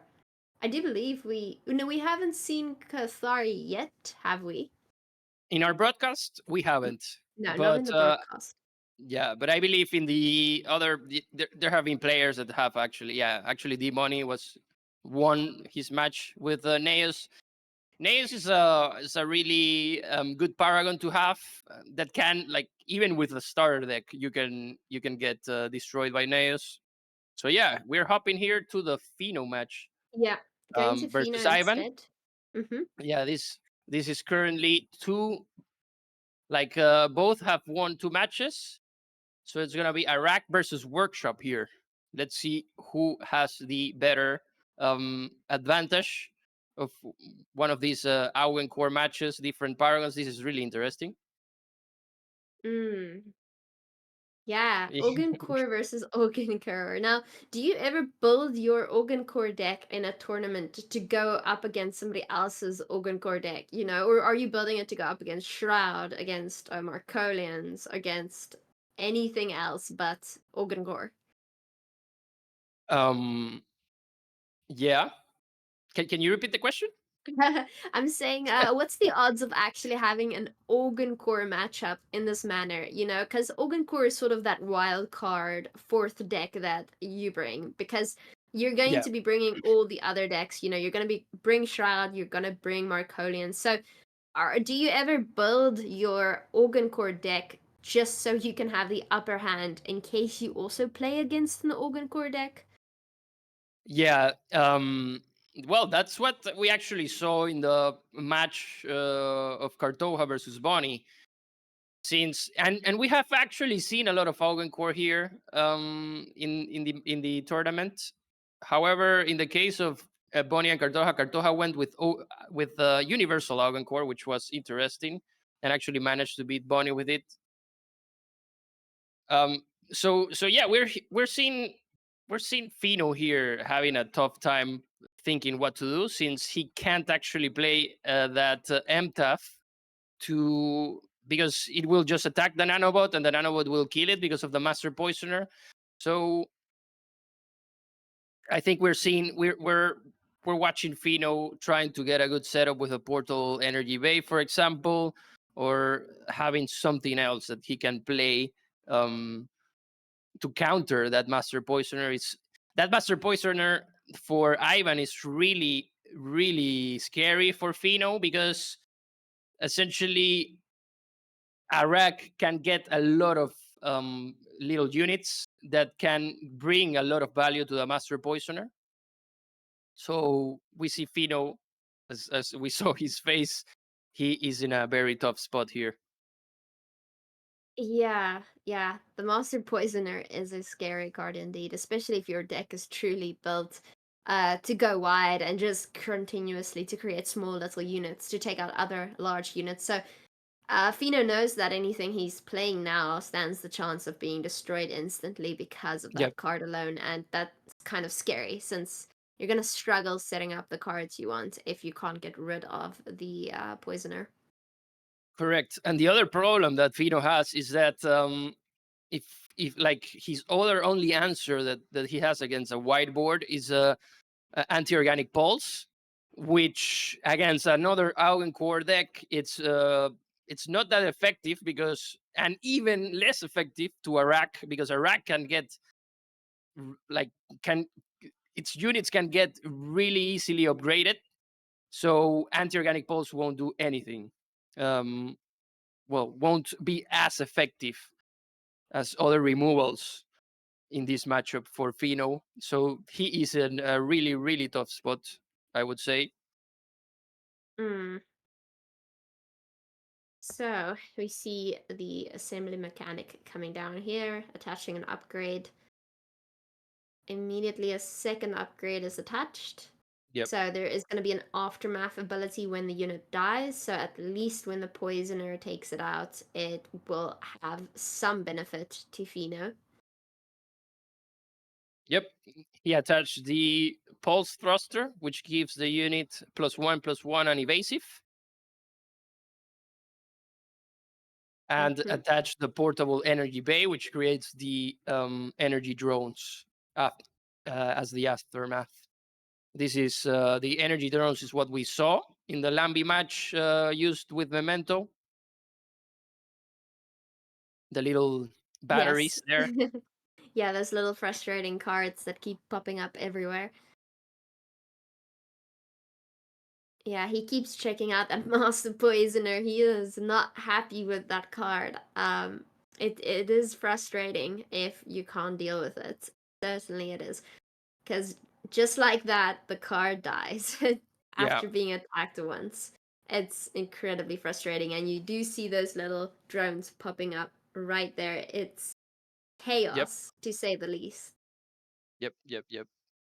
Definitely, this is a tough spot. We're seeing the same strategy used by Ivan here as what Lambi does, and it's even easier for an Arak deck to make use of this strategy. And the problem here is that this Augen core deck relies a lot on tempo. If you don't have a setup, you won't be able to do anything. Here, Arak has a lot of advantage in the sense that it can clear Phenos board. We see more nanobots, more units. Like if you thought the portable energy bay was annoying, in Arak it's more annoying. Yeah, absolutely, it is. And we now have an upgraded energy drone there, and it just keeps going, and it doesn't stop really. So we see Yep. Fino there checking out his bank, potentially trying to set up something for later, right? You do have those cards that allow you to pull out something from the bank and play a larger unit. Yep. And we have also this interesting strategy here with the innovative apprentice, where you can attach the nanobots from Arak to it and you draw cards. So you cycle your deck a lot with this Arak deck. So yeah, effectively clearing Phenos board and not letting him any chance to drop that upcycle tech or the memento here.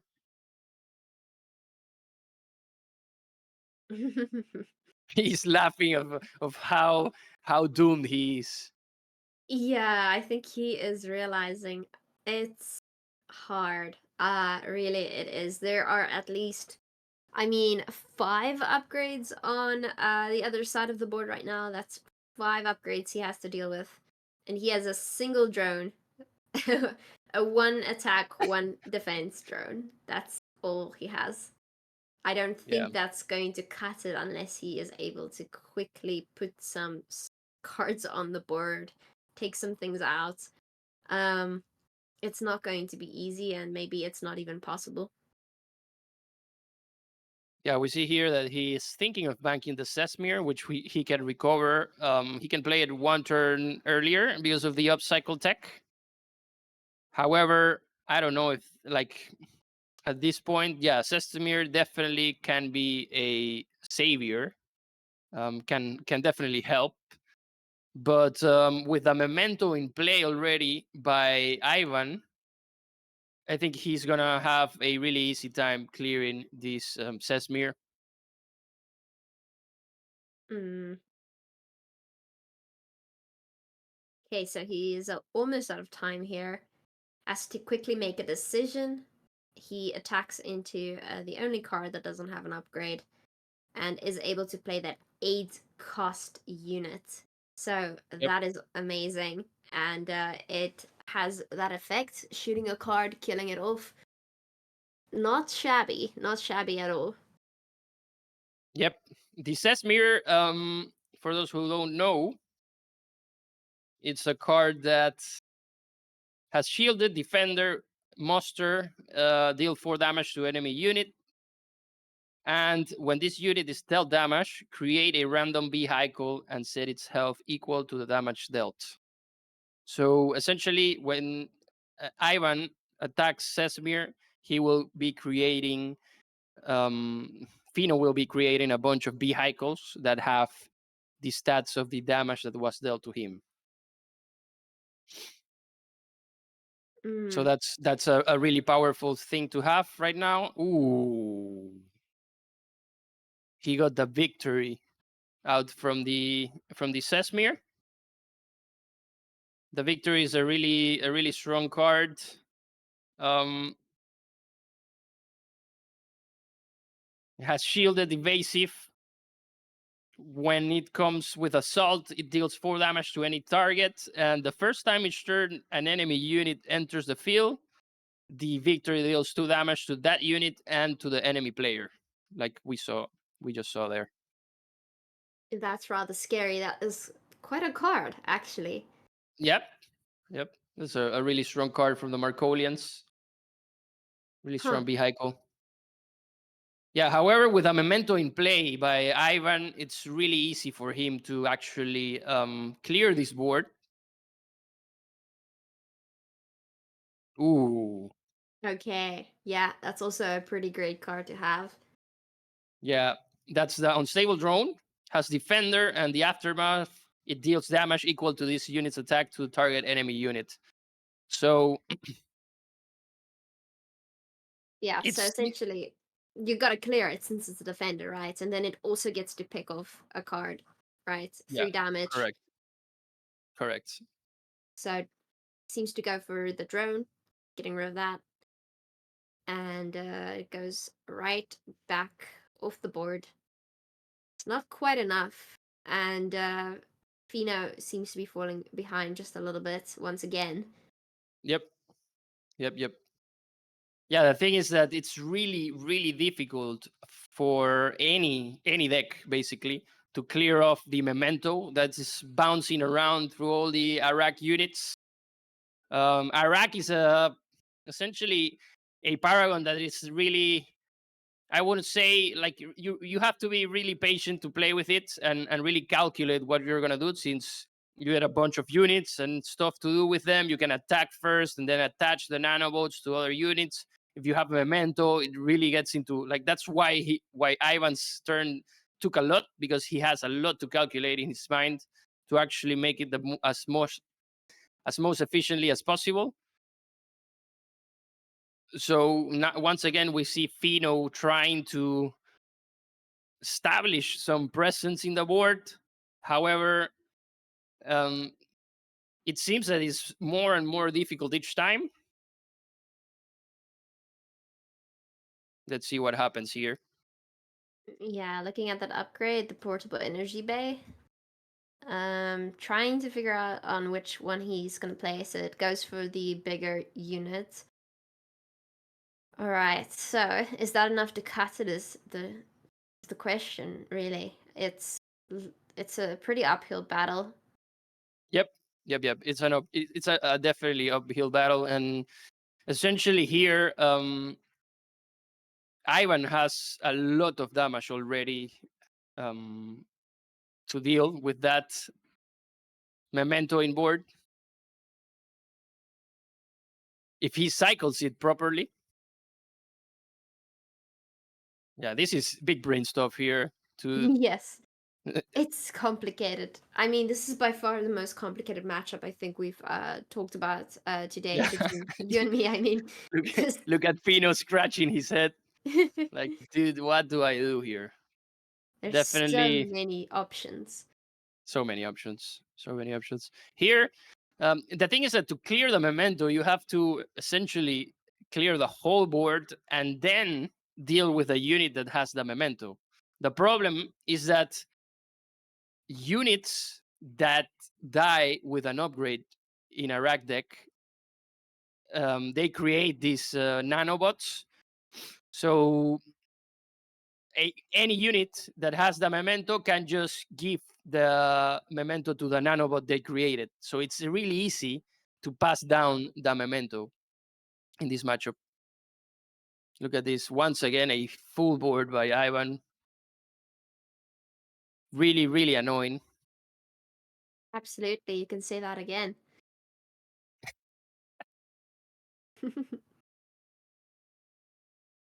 Yeah, so someone in the chat saying, Ivan gave me PTSD last journey. Yeah, it's Brighty. Big shout out to Brighty. Yeah, we see the gunslinger coming down. Just to rub it in a little bit more, gets rid of another one of those tokens, and yeah, the swarm aftermath again just will create more nanobots. Okay, PS8 launcher. Just continuously clearing that board. Not really breaking a sweat doing it. Makes it seem really easy, actually. And yeah, can just wait for Fino to try and set up the board again. I mean, he has 2 black market fixers here. I mean, he can certainly get rid of the card if he wants to. It has 2 upgrades, though. Has to be Yep. sure that's something he wants to actually do. Yeah, at this point, it doesn't even matter. Like, he knows he can't kill that. Like, it's the worst scenario for him is to actually kill that Alvaro Interrogator with a memento, because once he kills it, he can pass it. Ivan can pass the memento to the energy drones, and the energy drones will be able to buff the memento to a place where Ivan will just deal lethal damage. At this point, this kind of looks like checkmate for Ivan. Yeah, I mean, it certainly doesn't look good. That's for sure. So let's see. This is just a turn where Ivan will deal face damage. And yeah, Fino knows he's cooked. He still has... He has hope. Ooh. Yeah, this is over because the Oh. Savastar can destroy the Alvaro Interrogator, give memento to the energy drones, and it's absolutely over. So Ivan is gonna take this one. It's this I think this match I think was the closest one. It ended up 3-2 in favor of Ivan. He won with Neve, won with Nehemiah, and won with Arak. He's probably the only player playing Arak in this tournament. So GG's, Fino. Yes, he's gonna destroy that. Unless we have like a surprise disconnection and automatic disqualification from Ivan, this is already over. Yeah. Yep. I mean, he's definitely holding out till the very last second. You can always hope, right? But unfortunately, it's simply not possible, and it is a defeat for Fino. He's going to be falling out of the top 16, not going through the top 8, and it is GG's, Fino. GG's, yes. Yeah, really, really interesting to see that Arak deck in play, how it beats, like how it gets so sticky. Like the units get so sticky here, that it's impossible to deal with, and even more for an Augen core deck. So yeah, we are gonna go watch the Lambi match, the final game of Lambi series. Actually, Lambi series. So yeah, we're gonna swap now. Thanks a lot. Yeah, thank you. Switching over to Ali and Mookah. Oh All man, right.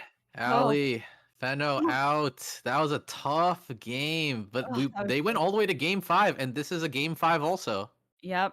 That was tough, but to be fair, that was a great series. Like I've been taking it 3-2. I mean, it was a really interesting last game. So my heart hurts a bit for Fino and the creator side of things right now. But at least we've had some good matches, and so Yeah, now, shout out to them for bringing the Iraq.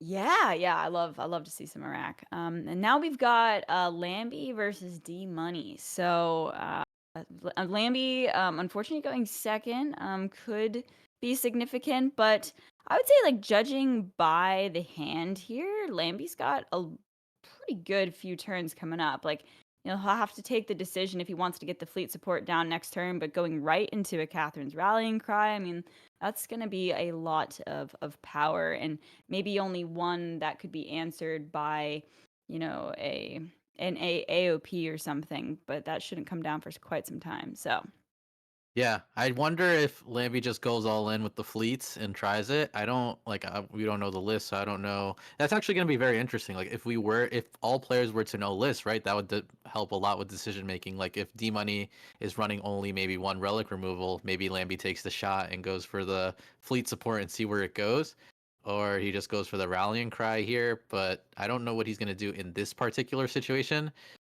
I think he'll go for the fleet support is my guess.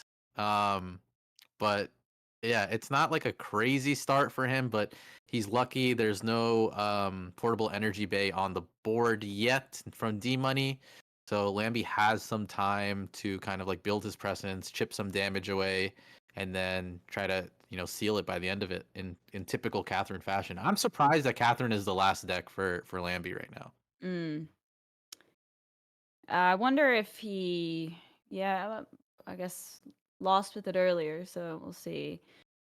Yeah, I mean, I think So that you got to get the fleet support developed. The what's he question is, doing? what do you bank? Like I could have sworn, I'm not sure, when he hovered the bank, it almost looked like there was another fleet support in there.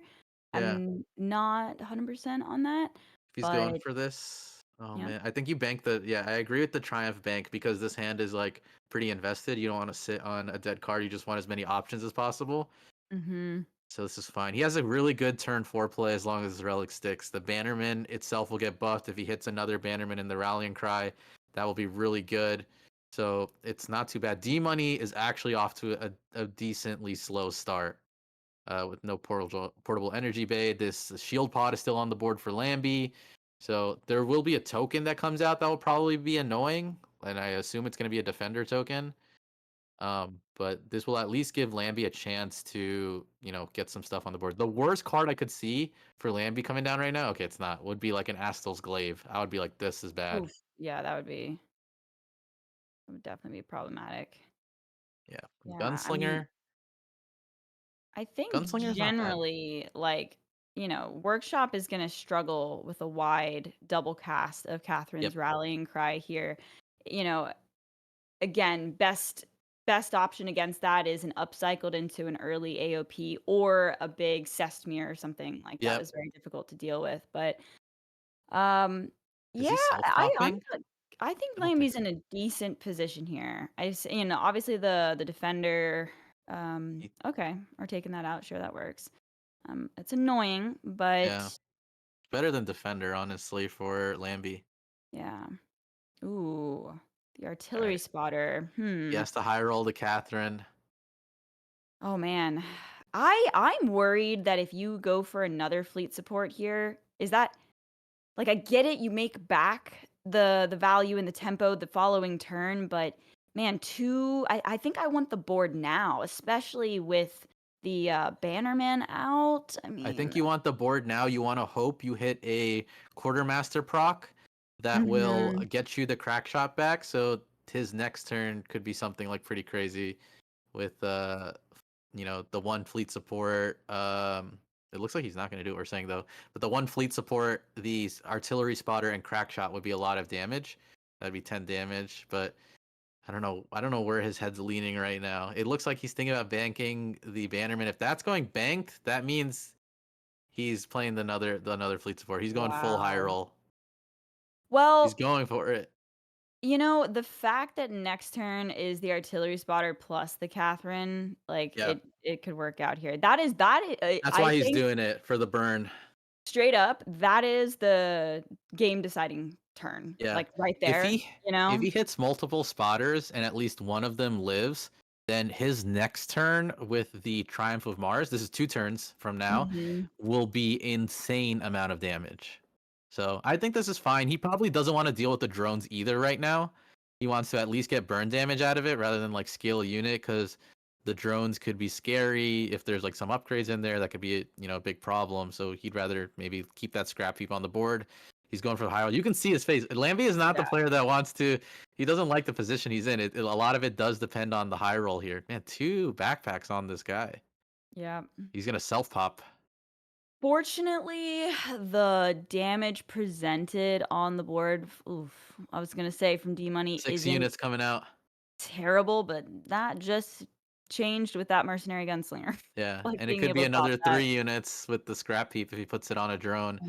There might be a memento in D Money's hand. If there is a memento, that would take out Lambie like right then. Like Like Lambie cannot right. do anything. Oh, he puts it on the gunslinger. Interesting. Okay. Yeah. But no matter what, it's Man. gonna pop because Lambie has to play units. Yep. But if there's a memento in hand, this game is he self popping? Yeah. I He is. guess that's interesting. Why? I guess he wanted the. Why not All just right. put it on the token? But this looks like he has memento in hand. I don't know. The only card that could stop this would be like an artillery volley, but he doesn't even have like the energy or the cards in hand to just do that. But a volley would wipe this whole board for Lambie. But this really looks like D Money is saying he has memento.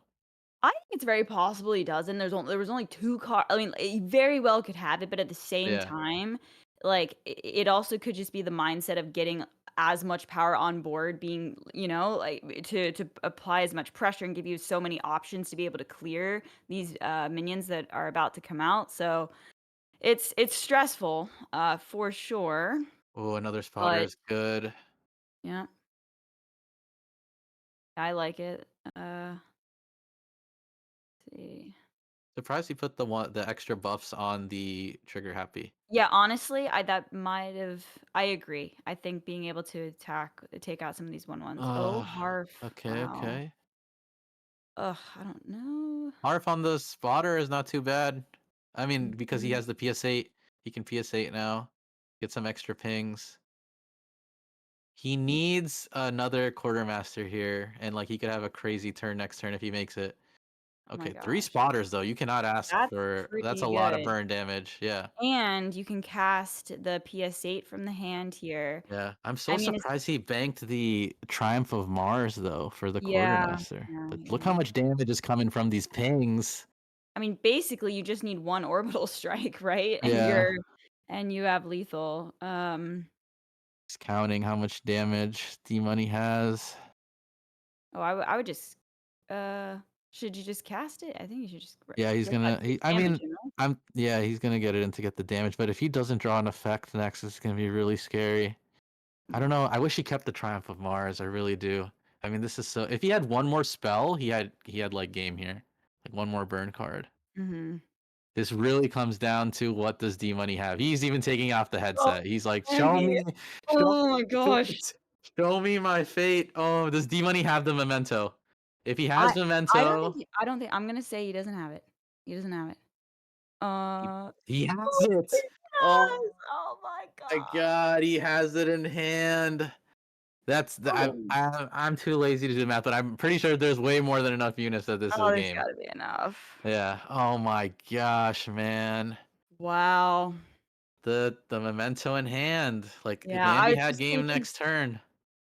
he was bluffing. Only I mean, Yeah. man, what a hand though. I mean, like Yeah. that was a really, really strong start to have the portable energy drones like with a good target, salvaging it with the scrap head and the memento and like the first, 10 cards or so. Like, I mean, that was just too good, this Lambie tried at absolute best. I do wonder, do you think going for the Catherine's rallying cry on the 4 instead I of the don't think it second? mattered at this Yeah, point. It like because actually maybe you because like know? maybe an extra turn of burn damage, you know? You never know what an extra turn of burn damage would have done. Or being able to clear off, Yeah. some of the Yeah. units. Yeah. It's it Man. I think this is like a hindsight is 2020 kinda thing because you can see Lambie would have won the next turn. That was so much damage with the 2 fleet Yeah. Yeah, supports yeah, yeah. developed, but like, with the hindsight, potentially I having think he should have the gone for the double rallying cry instead of the yeah, triple. I definitely yeah, think that because he was 7 damage off from game. You can't tell would he have gotten 7 damage like with that turn earlier, you know what I'm saying? And pushed or even like I don't know if the game plan for him is to try to control the board with that many portable energy bays in play. I true. think you just accept face and it's just a race. Like you guys are just racing for damage. For sure, which is why, maybe the correct play really was going for that second fleet support. I mean, would it have been lethal if like we picked up a crack shot? Probably, yeah, absolutely. If there was an Yeah. extra Yeah. crack shot, yeah. So, oh my That's a gosh. tough one. You can't tell those. I mean, some of those go to the high roll. It is what it is. Like if Yeah. he had did he have enough? Yeah, if he had hit a gunslinger in any one of those rallying cries before the last quartermaster came out, he won that game Yep. because he would have gotten the crack shot and the Harf was there, so it would have costed 0 and he would have won. So like it really came down to that roll. Me personally, I suck at gambling, so I would have gone for the rallying cry earlier.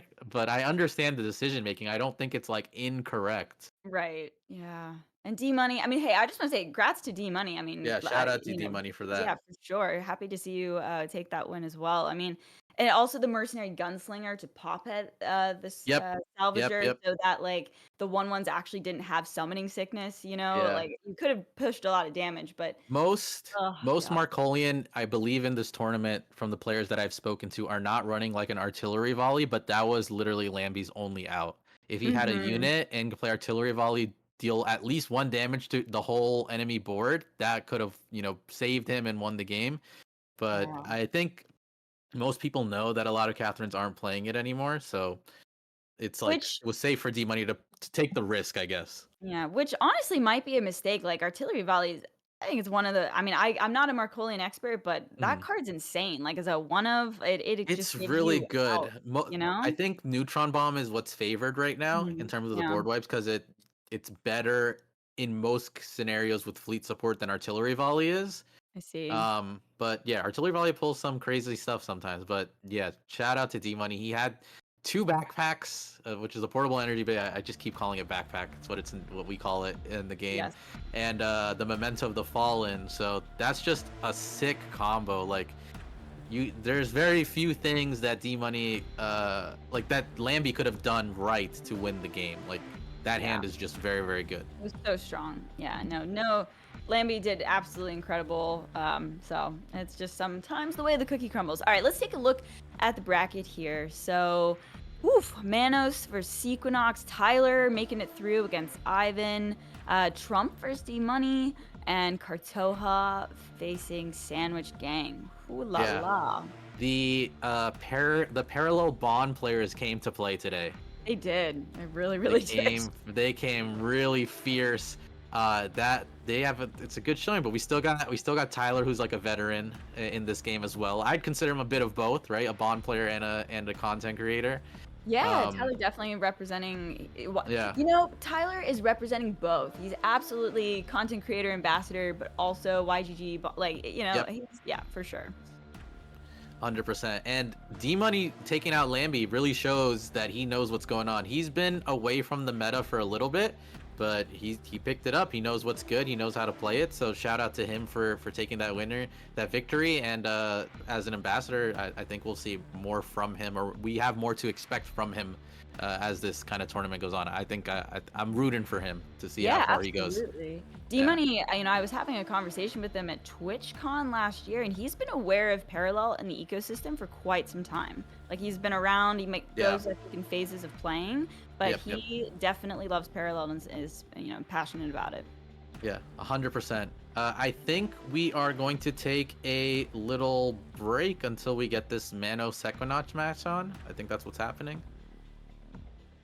So so we're gonna go to a quick break. You guys stay tuned. The next match on stream will be Manos and Equinox, brought to you by Quinto and Tia. Thank you guys for watching so far, and we'll see you in a little bit.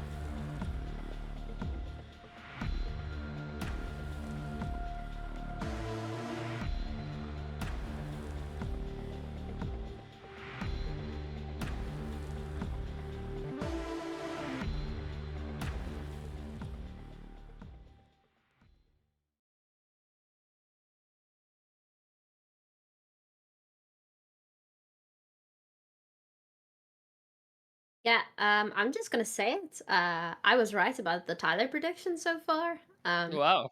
I'm not trying to brag or anything, but I feel Yeah, like very Tyler's kicking things off here with a like, I think the power of the fam in the background is really undervalued. I think it's giving him like extra upgrades. Yeah. He has the whole family, extended family, even there in there. It's a family event. He's like, come on, guys, $20,000 barbecue is on me today. Yeah. And he is starting in the top 8 now, guys. So this Yes. is the top 8 we are watching.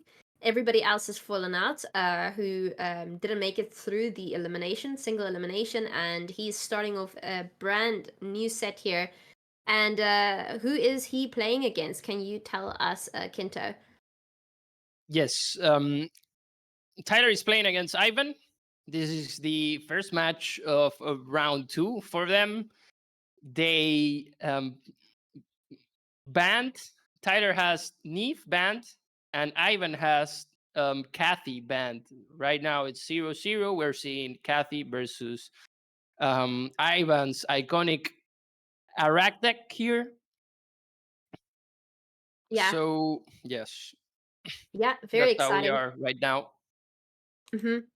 So yeah, we're gonna see some interesting interactions here. I mean, at least this Arak deck is definitely built to face a Kathy deck. Whether Yes. Kathy is built to face the Arak deck is not necessarily as teched specifically for this matchup in mind. It might even be a bit of a sneaky Yes. deck that he snuck in. I'm gonna say sneaky one more time just to emphasize how sneaky it is, but Yeah. it's really cool seeing creators just think outside of the box and really show that you can innovate within the game, and really the possibilities are just endless. We see the fleet support on the board, so right now Kathy is getting some good stuff out there. We see a second one in hand, and then you see the 3 cost effects here. Those are Kathy's rallying, right? exactly the rallying cries. Ooh, Lord Ooh. Harf.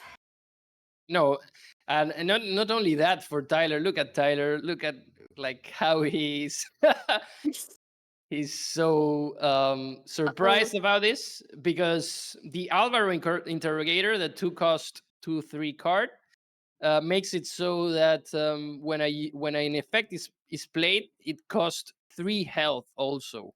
So this is a double counter against Tyler with a Lord Harf and the Alvaro interrogator, where from one side it loses a lot of health. Tyler will lose a lot of health by playing the Kathy's rallying cry, and it will be more expensive. So it's gonna be very difficult for Tyler to set up a board here, since he's already behind. Like even a double Kathy's rallying cry here makes it so that the board won't even be as big as it is, as Ivan's board is at the moment. So really interesting to see what goes on here. Yeah, exactly what you said. Lord Harf, what a card. Just it makes a significant difference. So, I mean, we can see in one hand that all these cards that are effects now are red when you see their numbers. It's because each is increased by 1. And what Tyler instead does is he plays Kathy. Oh, Kathy. Ooh. So Kathy randomly attacks cards. She just attacks anything, and she actually got rid of the 1 card that needed to be killed. That was Yes, amazing. that was clutch. Wow. Wow. What an amazing what was the chance of that? 1 out of 6, I believe. It could have attacked face, and it could have attacked the other cards on the board, and decided to go for Harf instead. So Yep. very nice. Yeah, Yeah. it was even more clutch, because the Hardlick pilot there has defender, so there wasn't actually another way aside from using an effect to actually clear that Harf efficiently. So that Kathy really did the job. Absolutely. Yeah, Kathy, really, really doing a good job these days. And now Tyler can instead start focusing on potentially setting up another relic. The thing is, if you set up your other fleet support here, even though it's going to pay off massively in the future, it's going to be slow tempo. Yep. it's kind of hard. You have to decide, do you want to just get the rallying cry out and place units on the board instead, or are you going to go for it and play the fleet support and then maybe play the PS launcher potentially? Yeah, it's a difficult choice here because definitely Tyler would like to set up a board. We see that Ivan is just dropping and dropping units on his board, and the problem here for Tyler is that each time he casts an effect, he's gonna suffer 3 health because of that Alvaro interrogator that's in there. Really good counter that's been used later. Lately, has been used lately against Neves and Cathy decks. We see that definitely Arak Ivan went and buffed his board. So if Tyler was thinking about playing a artillery volley, it becomes even more difficult now to actually clear this board. Hmm. We do see that extra fleet support relic being played here, and that means every time that Tyler plays his first effect in a turn, it's going to be playing 2 extra times, which is obviously incredibly strong. And we're going to see it pay off now. He lacked some tempo because of it, but after this, if he plays the rallying call, I mean, he's going to be able to use it 3 times, which is just Yes. incredibly strong. So Yes. going forth, if Tyler can hold his own here in the next turn or two, he's going to have some nice advantages going later into the round.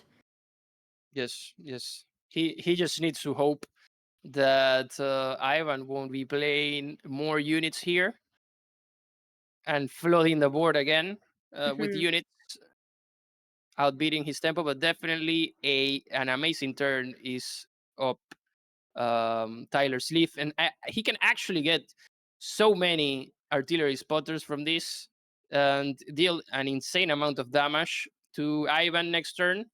So very excited to see how it plays out. Yes, absolutely. I mean, even though I quite, I'm not biasedly rooting for Tyler, you see, but I am also, in a way, rooting for the underdog, which is obviously Organ Core, because I mean, Cathy is like one of the bigger, most played factions right now, I want to say, along with Shroud. So, seeing a deck that's specifically teched to take out the big ones and succeeding in doing so is always nice to see. Yep. Yeah, it's definitely a very fun matchup to say the least.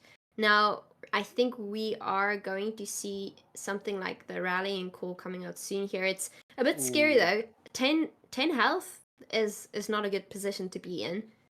Yeah, this is kind of done for Tyler now that the Alvaro interrogator is there again.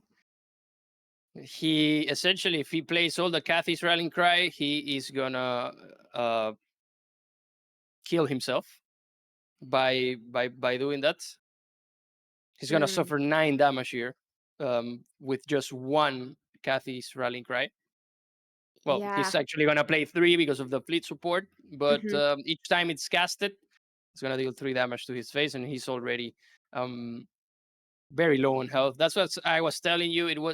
It is a big counter to Cathy and to Neve because they rely on so much effects that the Alvaro interrogator does an insane amount of damage just by being on board.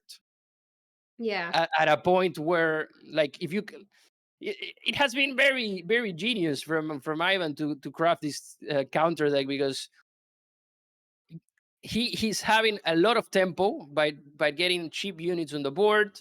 He has the Arak passive that gets him the nanobots, and on top of that, he gets the value from the Alvaro interrogator that makes his enemy using Cathy or Neve deal damage to themselves. So it comes to a point where by having a bit of tempo, he can get the lethal because the enemy is doing all the job for him. Exactly. beautifully built to counter that exact deck, and that's what we saw now. But I believe we're going to be jumping to Trump's match next. So Trump versus Yep. D Money just starting. It is top 8. Both these players have a lot on the line, and we see a Kathari deck, Quinto. A Kathari deck. How fun! Finally. Finally. I love Kathari. I've had a whole deck I was playing for like several seasons, and then Yeah. I had to stop. And I'm going to be analyzing this one in detail, seeing how it's done. I want him to Yeah. show me how it is done. Yeah. Were you playing the deck that I gave you that one time?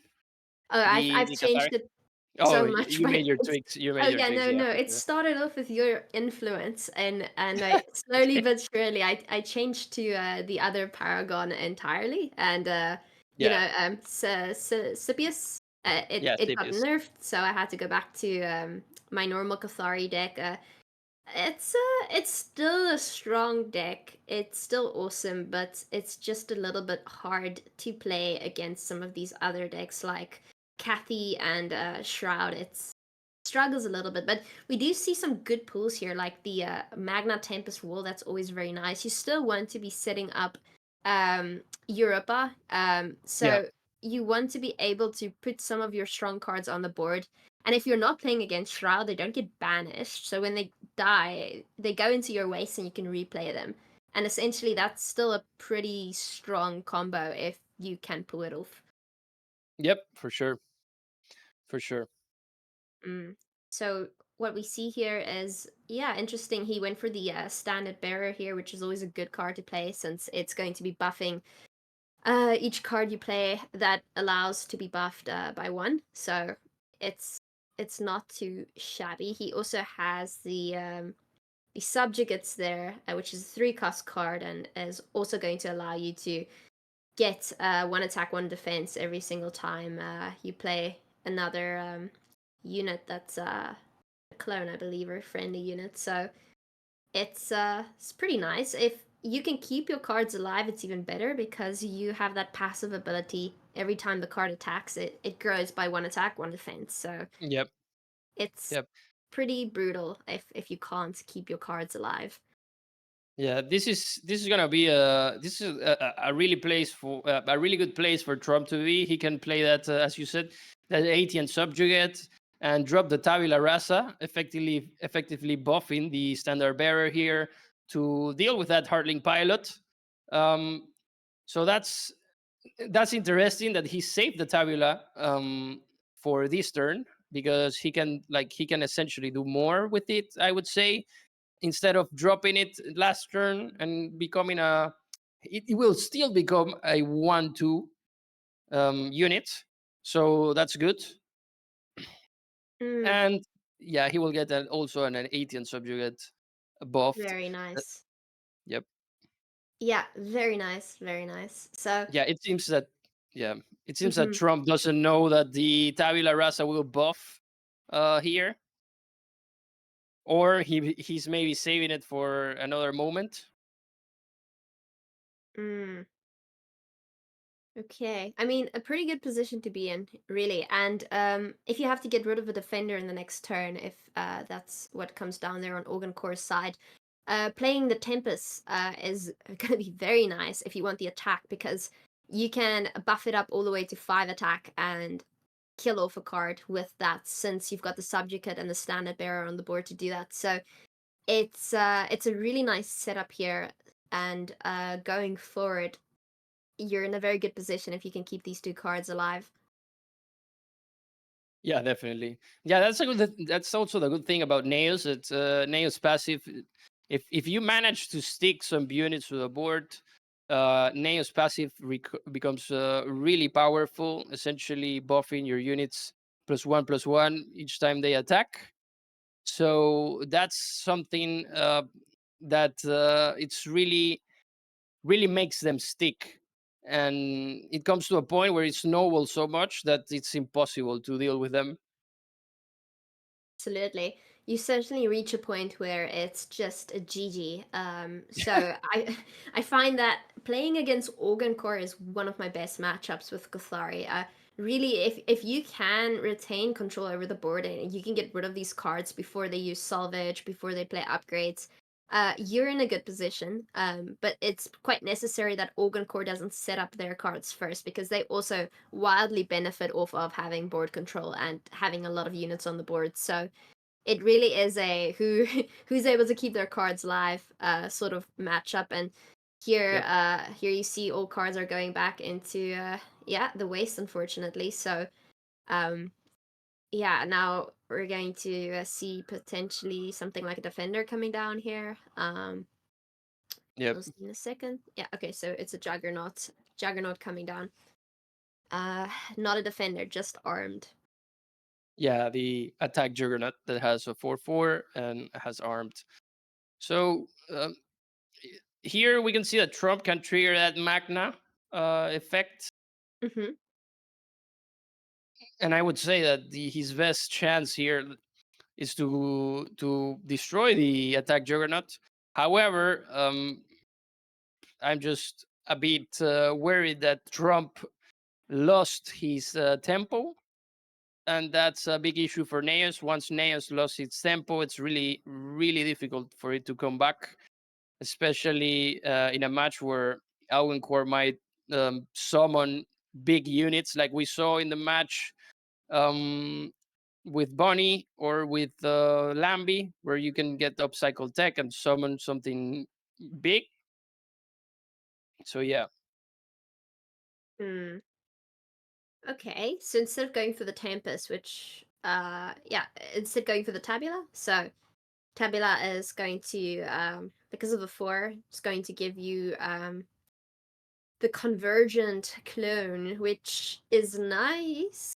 But I mean, it doesn't have the muster ability now, so if it gets killed, it's kind of a waste. Every time you bank a unit, it is going to spawn another convergent, and Yeah.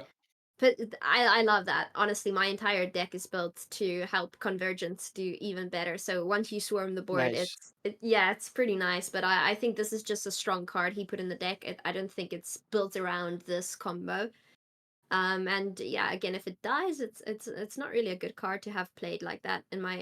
At least it didn't reach its full potential, which is kind of sad to see. Yeah, and we see, this is we're seeing here the same setup D-Money had against Lambie, dropping those portable energy bay and absolutely widening his board, essentially to play Memento and do the same exact thing. However, we saw moments that Trump could have he's recovering again the portal energy bay with the scrap heap. This is so difficult for Kathari. Kathari is the worst parallel to deal with a big board.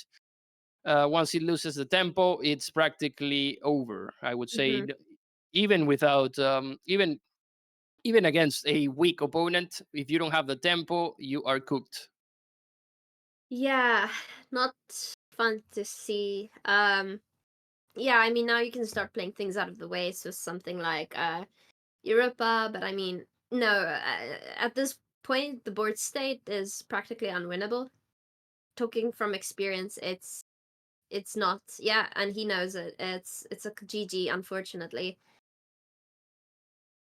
Yeah, once you reach that point with Kathari where you can't keep a unit alive, it loses all of its power, and it's just not worth doing. But I mean, on the flip side, we did hear some pretty interesting news. Somebody just 3-0'd their opponent.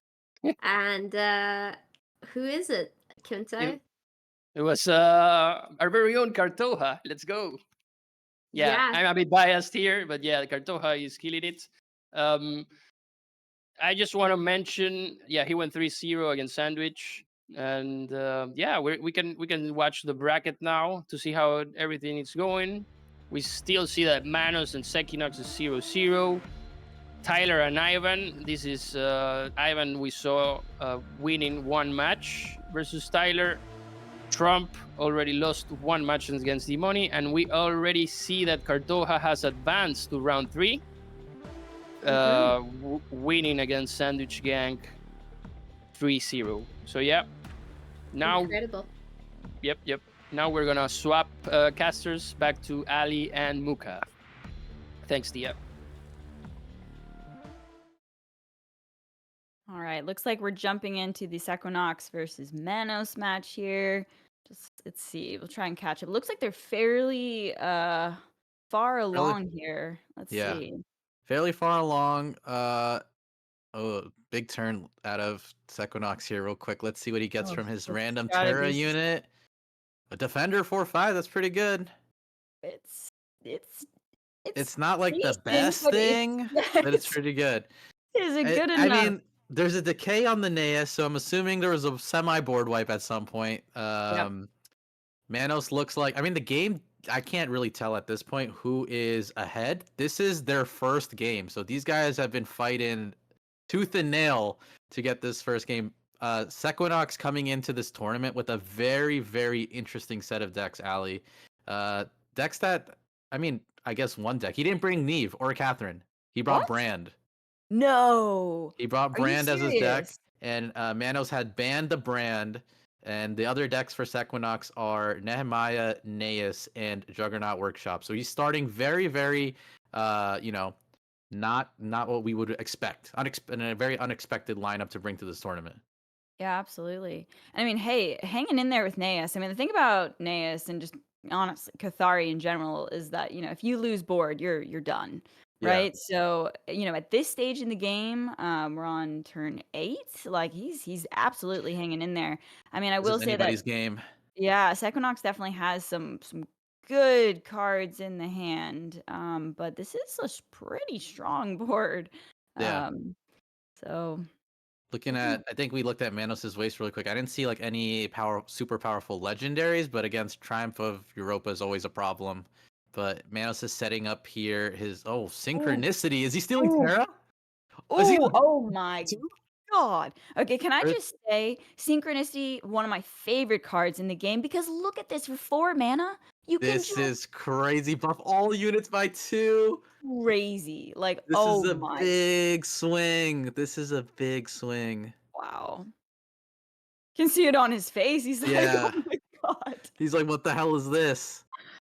Oh my Oh man. Nay swinging into that Orisa Sky Scout. And then he'll be able to take out he'll be able to easily take out the Terra here with his 10/10 Wong. And then swing 7 for face. Oh man, Sequinox back is definitely against the wall here. This Naeus has definitely been putting in work for Manos. Oh, a ton of work. Yeah. I He's mean, gonna this buff is the Naeus to keep it out of decay range of dying. yeah. Wow. Two units with 10 attack and 2 units with 10 health. This might be one of the craziest oh.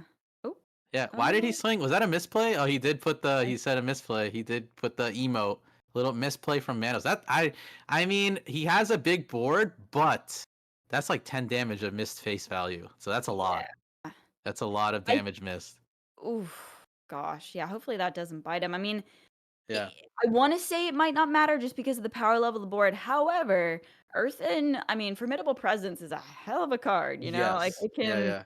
give you an Sequinox extra turn. Gosh. Yeah, he'll get a free extra turn, which is really good. Sequinox has to decide here when he's playing. Like, he either goes for the Saleya, and then the Saleya kills something off, but like Mhm. it makes much more sense that the Formidable Presence is going to kill off 2 units here. One being Yeah. the Ancient Subjugate, and one being the, I don't know, probably the Naeus at this point instead of the Wong, I would assume. But let's see what he decides to kill. Wow. Oh man, I mean, I don't know. I feel like that was a pretty big misplay from Manos missing that 10 Yeah. damage. That's a lot of damage to be missed. I Especially like when you're going to lose some key units here.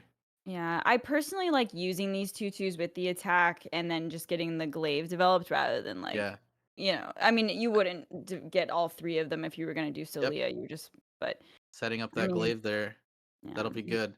With the Aurora Fungi, though, in the hand, that and the 5 glaive damage. surviving, I mean, that's pretty significant. Yeah. So, God, it would be painful if He that might 10 attack to damage. try to set up the glaive better. I think that's what he's thinking about. Mhm. Mm-hmm. He'd have to double attack Terra, I think, if he wants to set that up. No, but yeah, yeah, that would be at least kill the Wong off, but then there's just like a random. Yeah, he's just gonna go. He's gonna go for the right side clear, I guess, like Yeah. the Asian subjugate and stuff. Definitely awkward because Yeah. obviously you want to get the passive of Naeus going, but it's net negative, right? You're attacking into 2 damage, but you're only gaining 1, so Yep. oof. What does Manos have?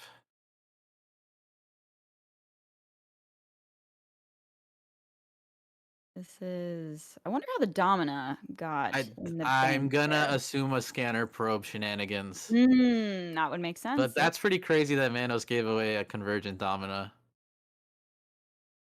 Sometimes That you're just in those positions where it's like, yeah. I I wonder what the hand was like. I'm very yeah. curious. Wow. This is I really hope that 10 damage isn't like what costs the game here, just like barely being out of range for a lethal hit. But this is looking rough. I will say that the quality of Sequinox's hand though, like obviously we've got the glaive on the board, it can buff it up Yeah. with a fun guy, but there's nothing 4 too crazy damage to the glaive powerful. is still pretty good. 5 Mhm. damage. So pretty much whatever. This glaive has to attack the tabula rasa if it wants to live. Mhm. Otherwise, I mean, it could kill the standard bear. Oh, slip! Oh, oh, Wow. He's like, Wow. Oh. Equinox is not a man that likes his RNG, folks. For those of you that do not know him personally, so he is. I can tell you, he is not. I know he would be happy about this, but I can guarantee you, he's the person at the top of the spectrum that is not happy about this. Oh my God, the Magna and Gunslinger from Manos. That's crazy. Okay, hear me out. Is there any way to recover this if we set our turn again with the formidable presence, then we top deck a spores? Like Yours is your best bet. I mean, I'm yeah, assuming one was used. I don't know how many are in the bank. I'm sure yeah. Sequinox is doing some math. There's 14 cards in the deck. Let's assume there's 2 copies in there. The odds aren't like that bad. It's not that great. But I think you have to play for that. There's like You not have much. to. You don't want to bounce any cards to. Maybe you can bounce like. You don't want to bounce a Wong back because it's still a 5/5. There's none of these cards on here that you're like you want to send back to hand with Cleanse the Earth. No, I think you got to keep The you board has to stay gotta as keep is. your resources for like trying to survive for one more turn just to Yeah. try and find the spores. So like we'll use the presence this What do you turn. kill with presence? You're killing the Oh Asian subjugate? Are you killing the Naeus also? gosh. Well, you just have to hit 1 into the Naeus, right? Because it's got the decay on it. So Okay, he's just conceding. He doesn't want to play it out. what? He doesn't want to play it out. Okay, well maybe It's tough. spores I is mean, I don't know how many spores he had. Maybe he doesn't have any more yeah. spores in the deck, so he's just like, I'm not gonna get that. Man, Manos with that. That's what we call stash power. That was a trend going on during the Paraland tournament. Stash power from Manos. Getting that Magna into Slinger is crazy. Yeah, synchronicity on the Terra. I mean, poof. That was quite a match. There must not have been. I would have liked to have seen Sequinox play it out if there was a spores. I feel like Yeah. it's there were, I'm assuming there's but probably 1 or 2 copies in the deck, and he either banked yeah, one and played banked one, and one, that's played it. one. Yeah, for It's not a sure. very not many people are playing 3 of it. Yeah. Well, with Kathari not being quite as popular on the ladder and on the field, I guess it makes sense, right? I do think it's interesting that we have barely seen Shroud. I mean, of course, that's going to be the Everyone's pick for banning it. everyone to ban, but it's just funny because, you expect to see, I mean, I guess best deck. I mean, Kathy and Neve probably Yeah, fighting for number 1 slot there, but we've seen a yeah, lot of Catherine this tournament, but no Neve at yeah. all. So I will new one. say, for the most part, players are banning Neve. There were a Mhm. few players going into this tournament that are only banning Catherine, just because they don't want to deal with the chance of getting high rolled and like losing a Yeah. game. Because there are people that win the tournament mode with just Catherine, like three games in a row, just straight wins. So you don't want to. I don't know. Some people don't want to take that RNG off the table that you can't really get ready for that next match. But Uh, here we got a new match for us here. let's go. Yeah, we've got D Money versus Trump here. I don't know Yeah. what the current stats. Oh, it looks like D Money is up 1-0 in this series and looking pretty strong with this hand right now. Yeah. Even has an AOP. We're already on energy 5, an AOP in the hand. So if things really get out of, go crazy against Naeus here, we've got a backup plan from D Money's side. Oh, I mean, this is just actually this is game, right? I mean, how does Naeus fight back? After you've lost board like this, I don't see it. I'm gonna just call it here. This is This is looking like very good. this is like full on it's full on onslaught. Like Trump, I don't know how he's gonna get the board from this. D Money is fully ahead. So this is good. I mean, both these players kept Shroud in, by the way. They did not ban Shroud. Oh wow, okay. Um, interesting. Yeah. Yeah, I mean, I like the Naeus. The thing about Naeus is that like sometimes you can just get a win so easy. If you're going first and your opponent doesn't have a PS8 for, that first uh unit, like it can definitely spiral, but it's definitely, you know, uh a deck where if you lose board, you're kind of done. So it's sort of an all-in choice, I think. But yeah, at this point though, I think D Money's looking really solid. I almost would say that he could be confident enough to just bank the AOP and play the double 3 next turn, the memento and the drones. And the interesting thing about Encore is if you bank an important card that you might want, you always have the out of finding your upcycled technology, if you really need to pull it out. 100%. Yeah, this is like fully. This is gonna get like where it gets really aggressive here. He has the backpack, as we've seen again, and he's gonna swing into this, get a bunch of drones. He has that memento already. Like this is gonna be crazy. Yeah. Actually, wait, hold on. Let's see. 27 is this? Could this I mean, he's just be just legal he's here? clearing this and just getting all the drones, and next turn he's gonna go for the big drone push with the memento. He might lock it in now just to start getting it going.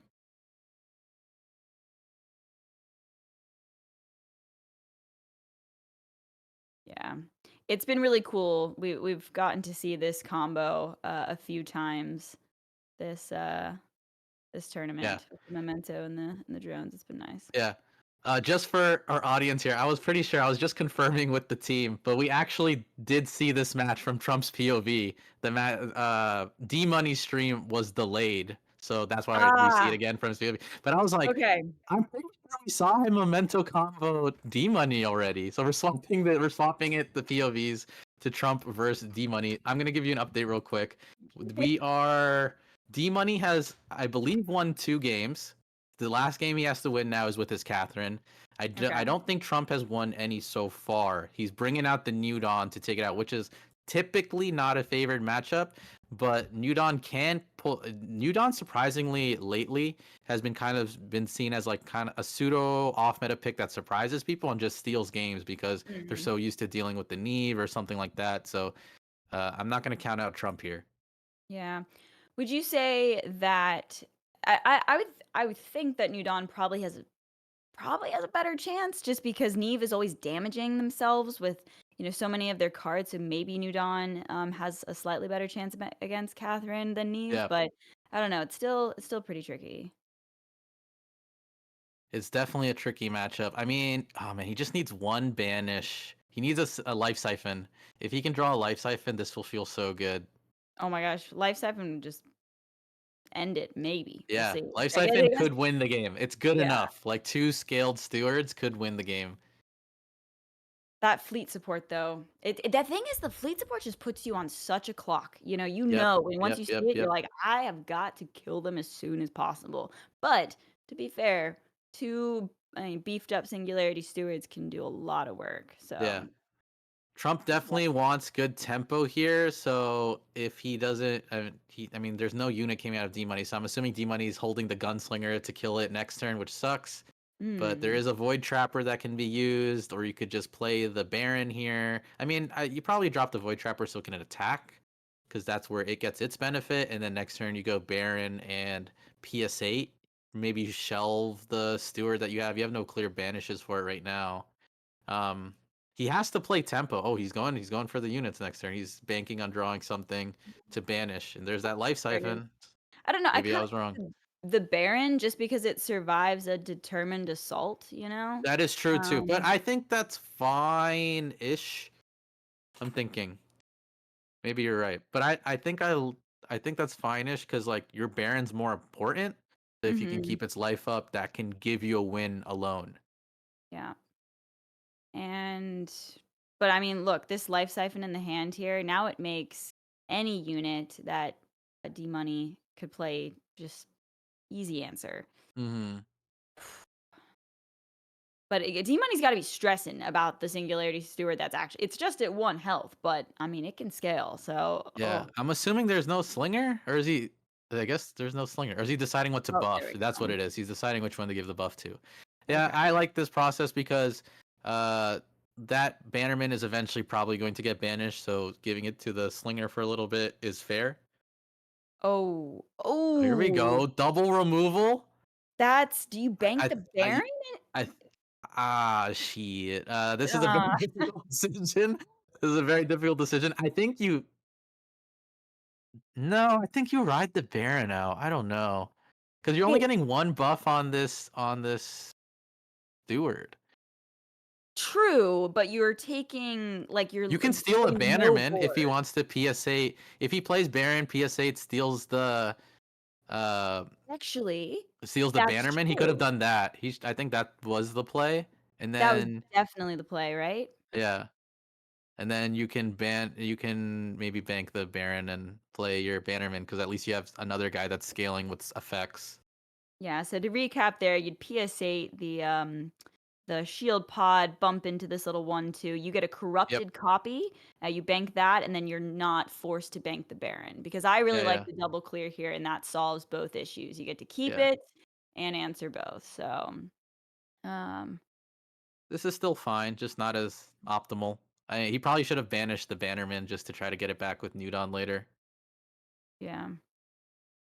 Hey, sometimes that gunslinger though, it comes in Yeah. handy. Let me tell you. You In would theory, what probably was I'm thinking about this play because this was actually a good play to think about. I think you PSA first the shield pod, you Yep. kill the Bannerman, and then Mhm. maybe you probably bank the Bannerman instead of any of your other shroud cards. You just bank the Bannerman, Oh yeah, yeah, keep your yeah. Baron, and that's probably better. That's probably Yep. the best way to do it. That's 100% the best move there. You don't need the Bannerman, and you get to Yep. keep your Baron. Now, I will say turn 4, pretty nice because I mean, you can erasure, but you also can get your new Dawn going, and get a buff up, because you have the energy to Mm-hmm. be able to send it back, which is nice. So, Yeah. No, Trump is getting some momentum here with this tempo, which is like what you don't want to see as Catherine, because usually this match is pretty favored towards you. So if you're not creating tempo, but they're keeping their tempo, it can be a little bit troublesome for the Catherine player. Even though like their spike damage is pretty crazy, you don't want Shroud to just get free power on you. yeah. Ooh, I will determined say assault. that yeah. Void Trapper, it's a bummer that it just died there, Yeah, 'cause I was gonna say, when you're going first, you definitely run out of cards, and the Void Trapper can just be super nice to get you bank yeah, fodder, so it was a little bit of a gamble developing it instead of the Baron because it coulda died, but I yeah. think it paid off a little bit. What are you thinking here? These are some Oh, pretty like tough plays for Trump. I'm not gonna lie. Do you bring man. out the Nudon or do you banish? I think I I think you need cards. I understand that, like, bumping into this is a risk because you Yeah, lose it, but I think I'd probably, bank the stolen power and get New Dawn going and just have more options. I mean, there's I only agree. 1 card in the singularity, though, but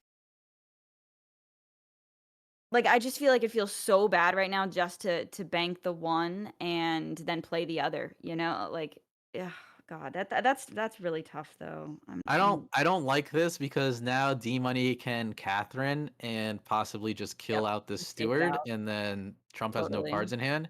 So that's why I think the New Dawn was better. Get it going, and then if Catherine is played and somehow kills your steward, then you have to banish. And if it doesn't kill your steward, you have to banish, and it feels even better. Yep. So now D Money can take the 50-50 that the Catherine hits either the Singularity Steward or face. If it Yeah. hits, yeah, even if it hits face, he can run it over now with the New Dawn. Here's the thing, like, if the New Dawn had gotten developed and we had taken the value trade, it still would have been at 4 attack, and if Kathy had hit into it, there was a gunslinger, right? So, Mm-hmm. Mm-hmm. gunslinger would clean up there, which it would Yeah. right Oh now. man. Yeah. So, It draws another banish. It's okay. but you're just playing off the top, you know, that's the Yep. problem, you're not giving yourself more No room options. to breathe. Yeah. Yeah. Ugh. He's Not thinking seeing about what playing the New Dawn, just developing New Dawn. I mean, New Dawn takes the chance of pinging the Catherine, and then maybe he holds a turn and can decide that's from true. there. That's very true. You know, it feels terrible, but do you have to do it or I guess you could take the gamble if this Spectre craft lives, like obviously that's some card draw, you know, and it's 4 health, so it's not the easiest thing in the world Yeah. to answer. So maybe that is the No, move. it's just this is okay as long as D Money's next turn isn't like explosive. Trump has definitely still has a chance, especially with 2 units that can get some momentum back.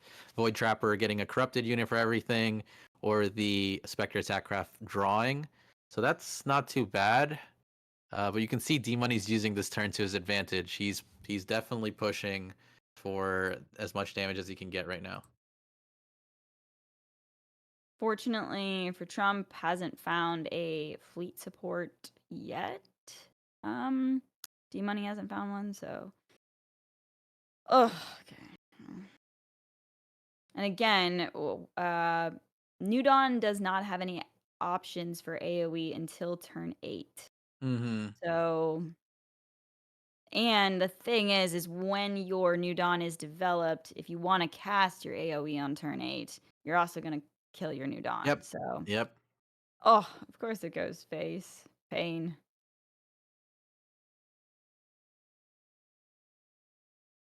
He gets the gunslinger. He can take it out at least. There, the Void Um, Runner is there too. Well, how many pings? He has 2 pings. I mean, he doesn't use both. I mean, you can play all 3 cards on the left, which is Yep, nice, I think right? that's good. I think, but he has Oh, to that send means his you New Dawn can't. back. Honestly, I think you You keep it. I Those are I think scary you words, keep I Allie. think you keep it. I mean, I know that's crazy, Yeah. but, like, you're desperate times call for desperate measures, or am I maybe I'm wrong on that, I'm not sure. I mean, it's not immediately dead, okay, on board, with, what? There's 4 damage. It's a risk, but I think I Yeah. just like the board presence, like, you're gonna have to if you can't clear the board with an AoE card, you're gonna have to have units to be able to handle the pressure, Yep. so I think I probably I would've done it. think he's banking the slinger here.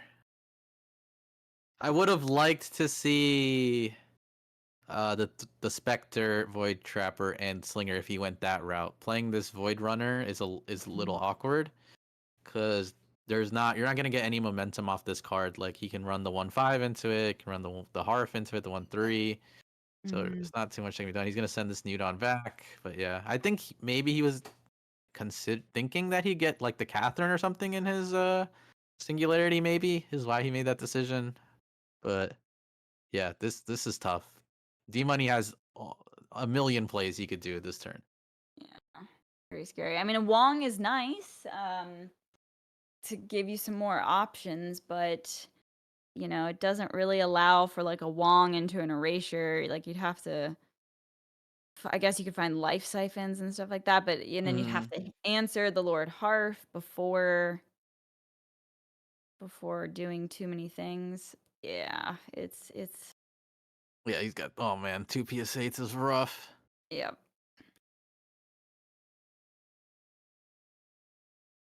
Man, that is that's tough. I'm gonna say I don't think Trump has a chance at this point. Yeah, this one is a rough one. Oh my god, the Triumph of Wow. Mars. This is gonna hurt. He's seeing the full effect of the burn damage. Yeah. This is gonna be D Money's game. Yep, that's game. D Money takes this one. Yeah. To be fair, like I would have liked to have seen maybe a couple different things here and there, but that Marcolian or Catherine hand was gas. Yeah, Like that was there a was very, very good Kathy hand. yeah. D Money's been prepared for this one. He's definitely, Mhm. if he hasn't been playing, he's been keeping track of what's good, and figuring out how to play them, which definitely shows. Like I don't really see many. I don't think I'm seeing any misplays from how he's playing. They're No, all very, very good plays overall. definitely. D Money's locked in. I think a bit of a sleeper. Like I think D Huge Money sleeper. yeah, like I'm not gonna lie. I kind of counted him out in the beginning because we haven't seen him in a little while. yeah. But he's been doing his homework, so the shout out to him. Good for that. He's been streaming, making the content, like mad Yeah. respect. And like I said, Yeah. he's been in the parallel ecosystem for quite some time. So I'm actually really happy to see Yep. like him doing well. Yep. So As am I. I think with that said, we pass it off to Quinto and Tia again. So we'll see you guys in a bit. I believe it's going to be Tyler versus Ivan. okay, oof, good one. It's going to be a fierce one. Yeah, and we are hopping back to Tyler here. And yeah, we saw him earlier not being able to take that Kathari list through, but finally we get to see Marcolian here versus Shroud. Now, Quinto, definitely just make sure you're unmuted. We're going to see the Mulligan phase here, and yeah, not a bad hand. Starting off, you have the Bannerman, you've got the fleet support. Getting rid of that fleet support early on, I see, but it does hold on to the Bannerman. A very nice card to have if you can grow it.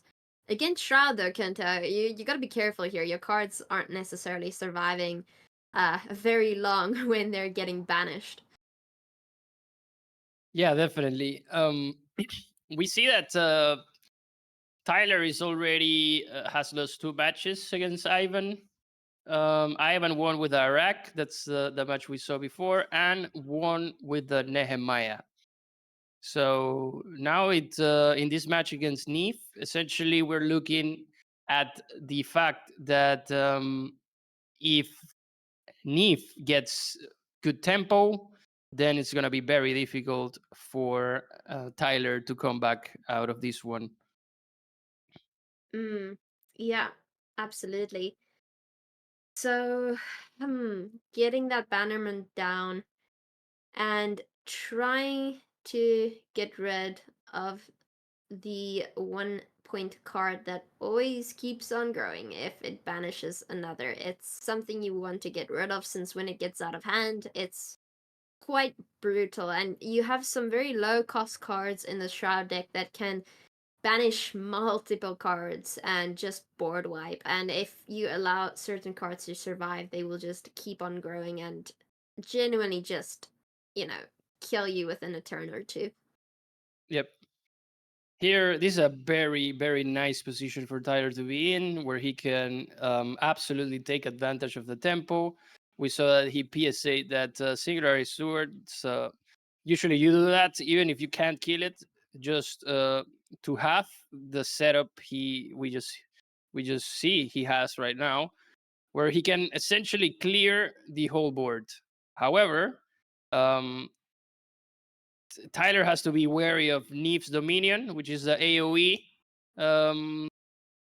card that Neef has to clear. So let's see what he goes up with.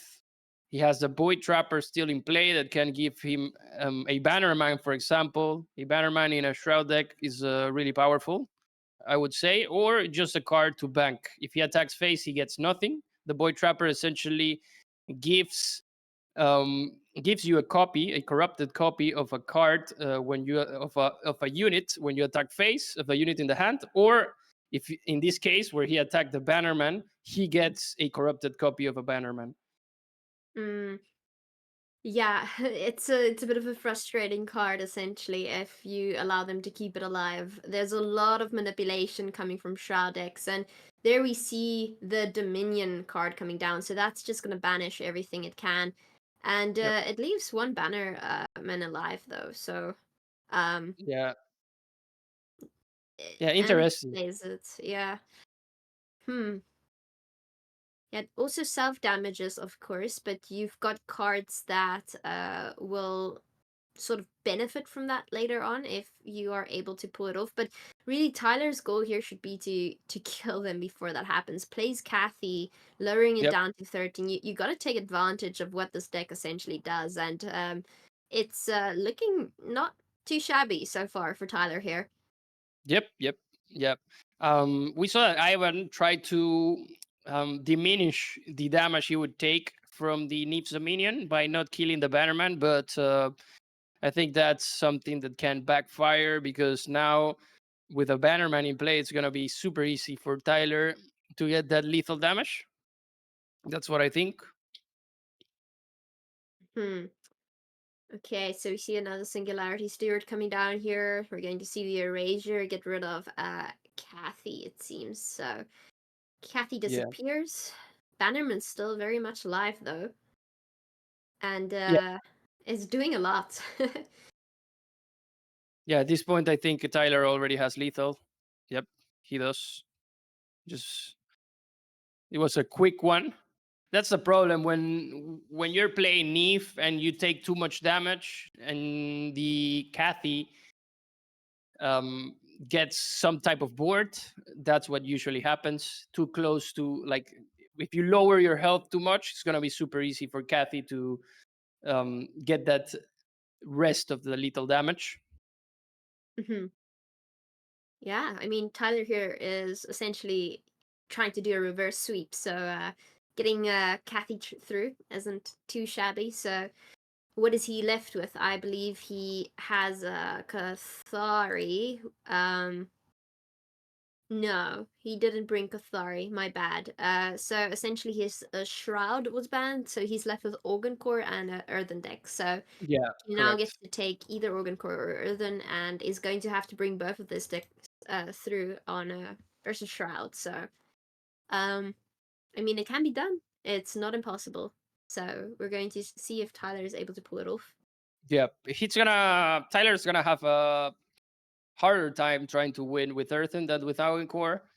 So it's gonna be interesting how Neef it's gonna perform. It's it's possible. Usually playing the Earthen deck against Neef, you try to flood the board with units. Yeah, so we see that Tyler is going with Core since he has a better chance to win against Neef. With the Alvaro interrogators, with the point defense turrets that benefit from the enemy playing effects.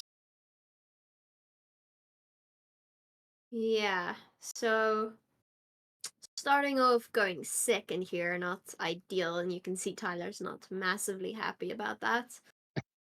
But it is what it is, so going here through the mulligan phase, he's going to have to think carefully about what he wants.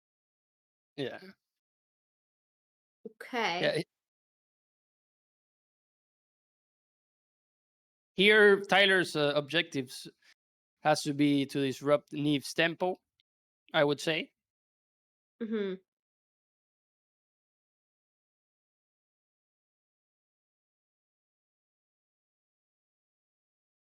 So, what is Neef starting off with is the question.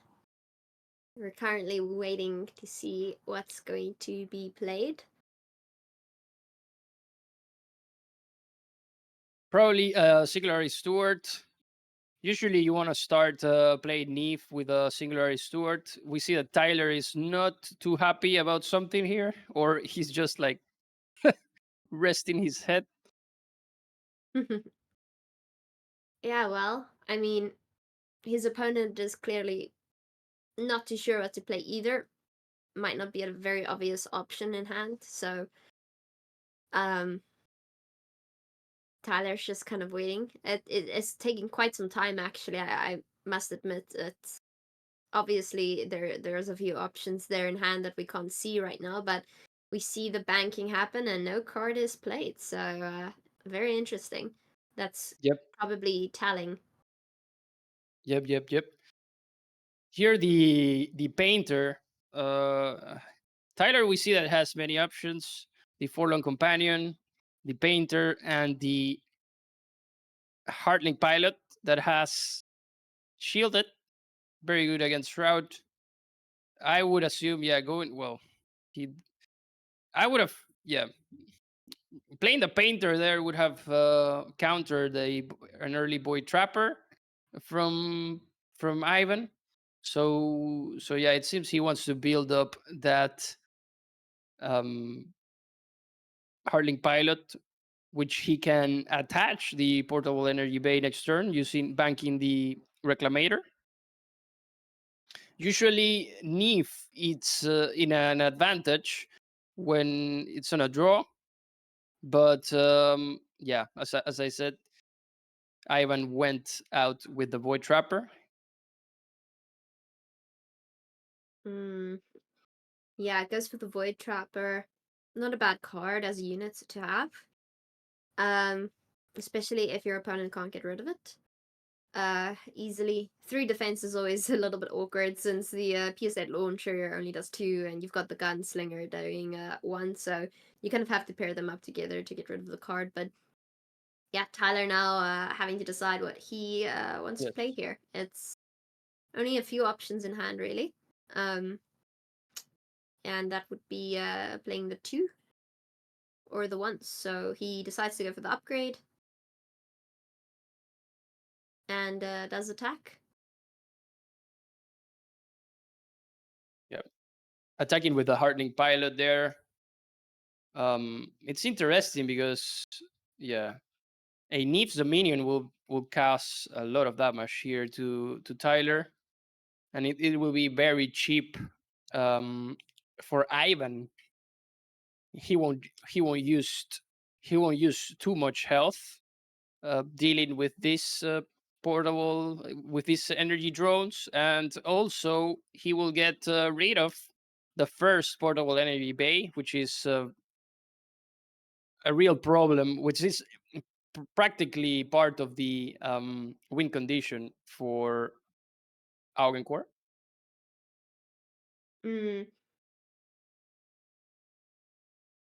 Yeah, so it's a bit of a slow game. There's clearly a lot of thought going on here from Tyler's opponent.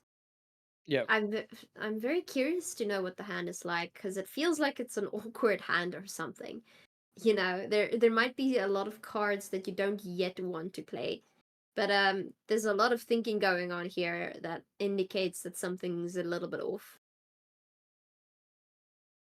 Yeah, definitely. I think since we can't see the hand, we definitely don't know.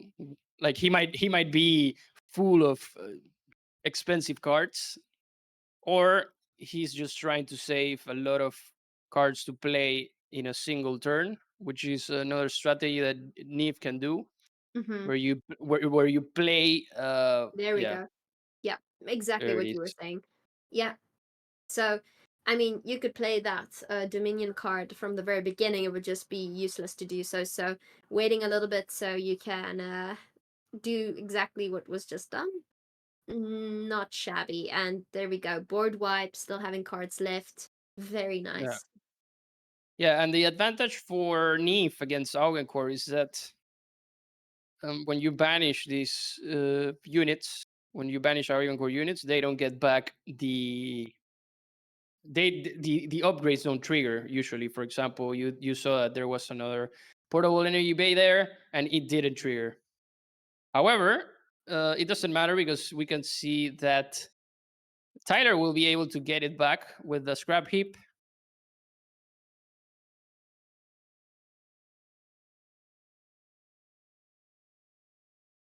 Yeah, he's going through his options here. I mean, he can get rid of that card on the board if he wanted to. But potentially he plays something else here. And we're back to Shroud just taking its time going through all the options. Now, obviously when Shroud here reaches 9, That's a very scary position to be in too, because that Paragon, once it's played, allows you to play a card that's worth the same cost of every single effect you have played in the Yeah. game. So once you see that happening, it just often feels like absolute game over, at least from the opponent's perspective. So the longer you can kind of keep yourself alive and going here as Shroud, the better for you. You don't want Shroud to reach 9. It's sort of a common theme, because normally when Shroud reached 8, it would mean that, they played the absolute board wipe card that just Yeah. reset everything. But in this matchup, you can't actually play that, I believe, because the requirement is that you can't play cards worth more than a certain amount. So Yeah. yeah, pretty much that's it. And we see one Singularity Steward coming down here, just spending 1 point. So just holding back, not ready to play much more. Probably has a few effects in hand. Yeah. Usually Shroud benefits Neef specifically benefits from playing effects and other stuff alongside its unit. So sometimes if the enemy doesn't have any unit in play, there's not much to do. Hmm. You see that Scrap Heap recovering the Portal Energy Bay, Mm-hmm. going with a PS8 into the Singularity Steward, so it's easier to kill later. Especially with actually with a Juggernaut passive, with the Artillery Juggernaut dealing 2 damage to that Singularity Steward and effectively killing it. Very nicely done. Yeah. Yep. Very nicely done. So we're slowly reaching a point again where you might consider playing something like the Dominion if you are Shroud, but also not necessarily. I mean, if you played it now and you went all the way up to 5, you could board wipe again. Yep. But He already played yeah. 1, so there's only 2 more. And if he, like, say, if he had, for example, he could have had many of them in the starting hand, so he might have had to bank 1. It's possible. Also, Tyler is in a good position now that he has the Scrap Heap with the Portable Energy Bay attached to it. He also has the Point Defense Turret that counters any effect that Ivan plays. However, we see that Honor Steward that gets a free banish. He actually used it on the Scrap Heap instead of the token. If it would have been the token, it would have completely removed it out of the game. But the Scrap Heap can come back. Mm-hmm.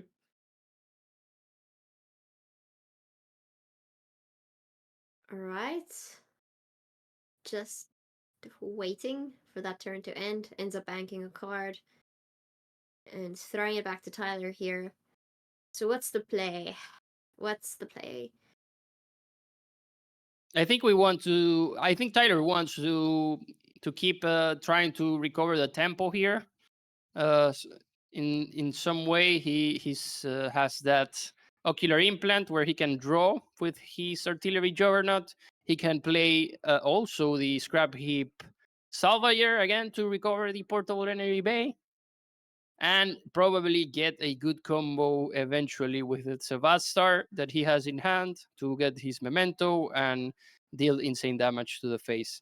So at this moment, I would say that Ivan hasn't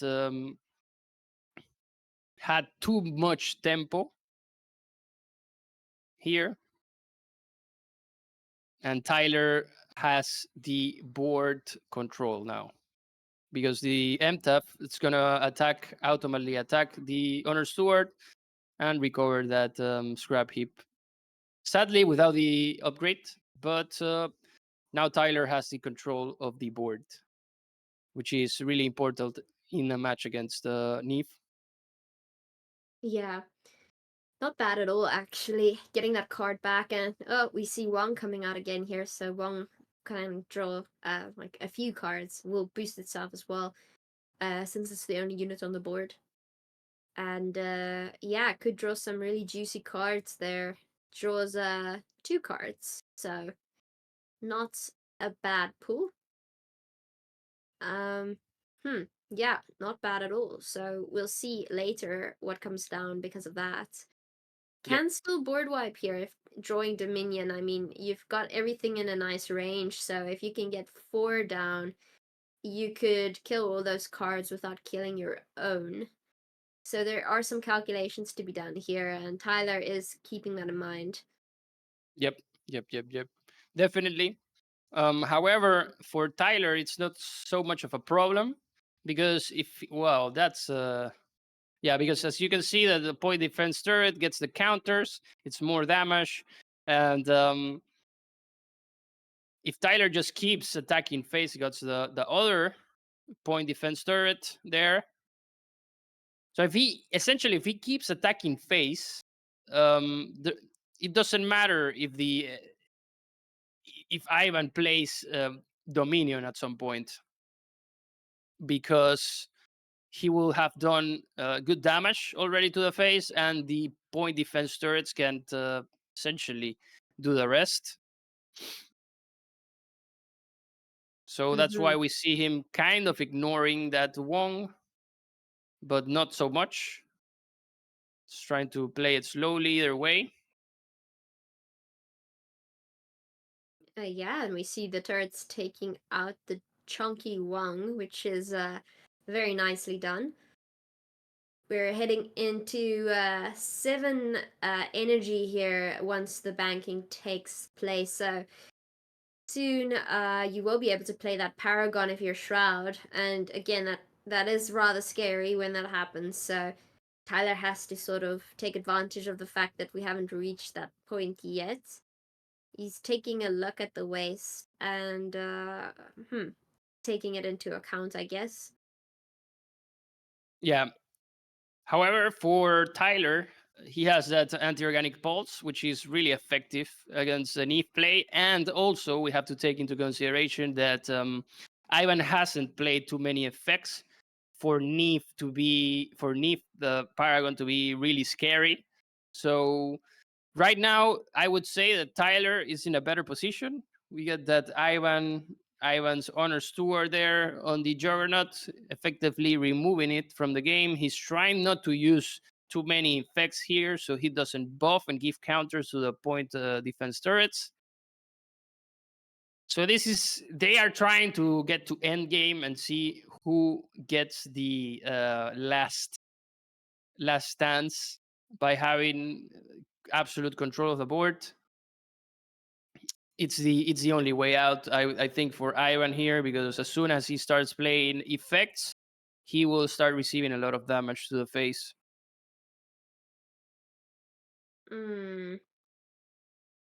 Yeah.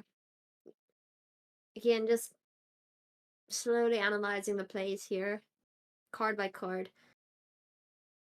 Goes for the upcycle technology upgrade, so that's a Yep. bigger one for sure. Decides to go for sister. Yeah, Sesmir is already in that upcycle tech. I assume Tyler's gonna use his artillery juggernaut to get that Sesmir, which has shielded and can actually kill the honor steward with its muster also when it comes into play, because it deals 4 damage to a unit, effectively once again controlling the board and giving the upcycle tech again to the Sesmir, summoning a jury rig juggernaut, salvaging again the what is going on here? The Sesmir dealt the damage to itself, so Tyler could get a bigger board and at the same time get the upcycle tech again.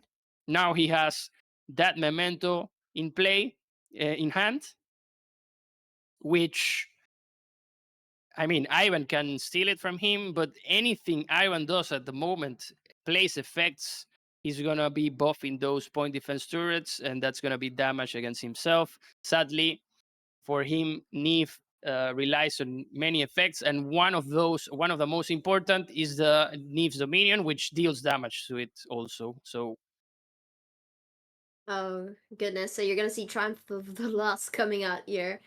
Yep. and playing the cards back at you. So you're gonna see the organ core cards coming out as well, which might be a little bit scary given the situation. Oof. Yeah, not something you really want to see. Yep. Ooh, that's a Vastar. Mm.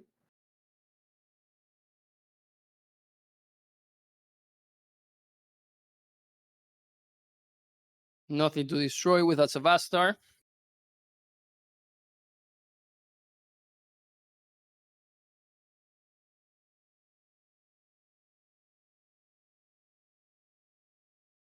Mm. And he gets 8 damage from those point defense turrets. However, Ivan has also a point defense turret now because of the Triumph of the Lost. And Tyler is in a position that he needs to deal with his own Sesmir in Ivan's side, which is really powerful for Ivan, I would say, in this situation. Going through it. Ooh. We see that And singularity steward coming down. It's ooh, really scary knowing that Dominion exists because you know what happens if all those cards are cleared and you've got that on the board, right? yep.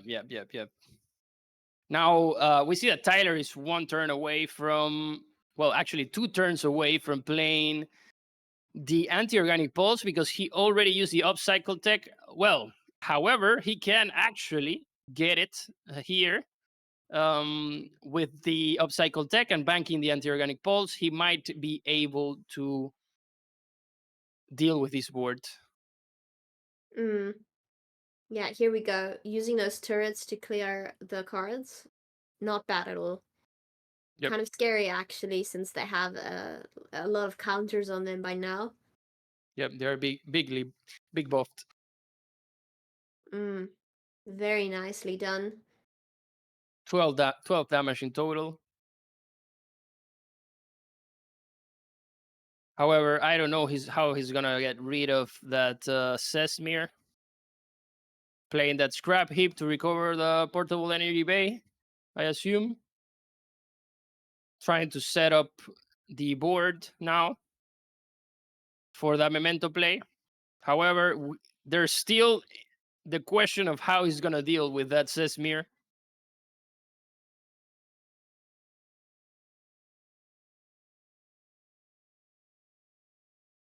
He's gonna go directly and hit it directly. It seems so. He's prepared to do it. Nope. he turned away from it. He's thinking it. Yeah, he's not gonna try to kill that Sesmir like that. Okay, and we finally reach 9 here, if the card's banked. So, what is about to happen? Are we going to see that Paragon coming down? Let's see. Yep. It's a good thing to do. However, if Tyler manages to trigger that anti-organic pulse, it will be kind of over for Ivan. So it's interesting to see what he's gonna do.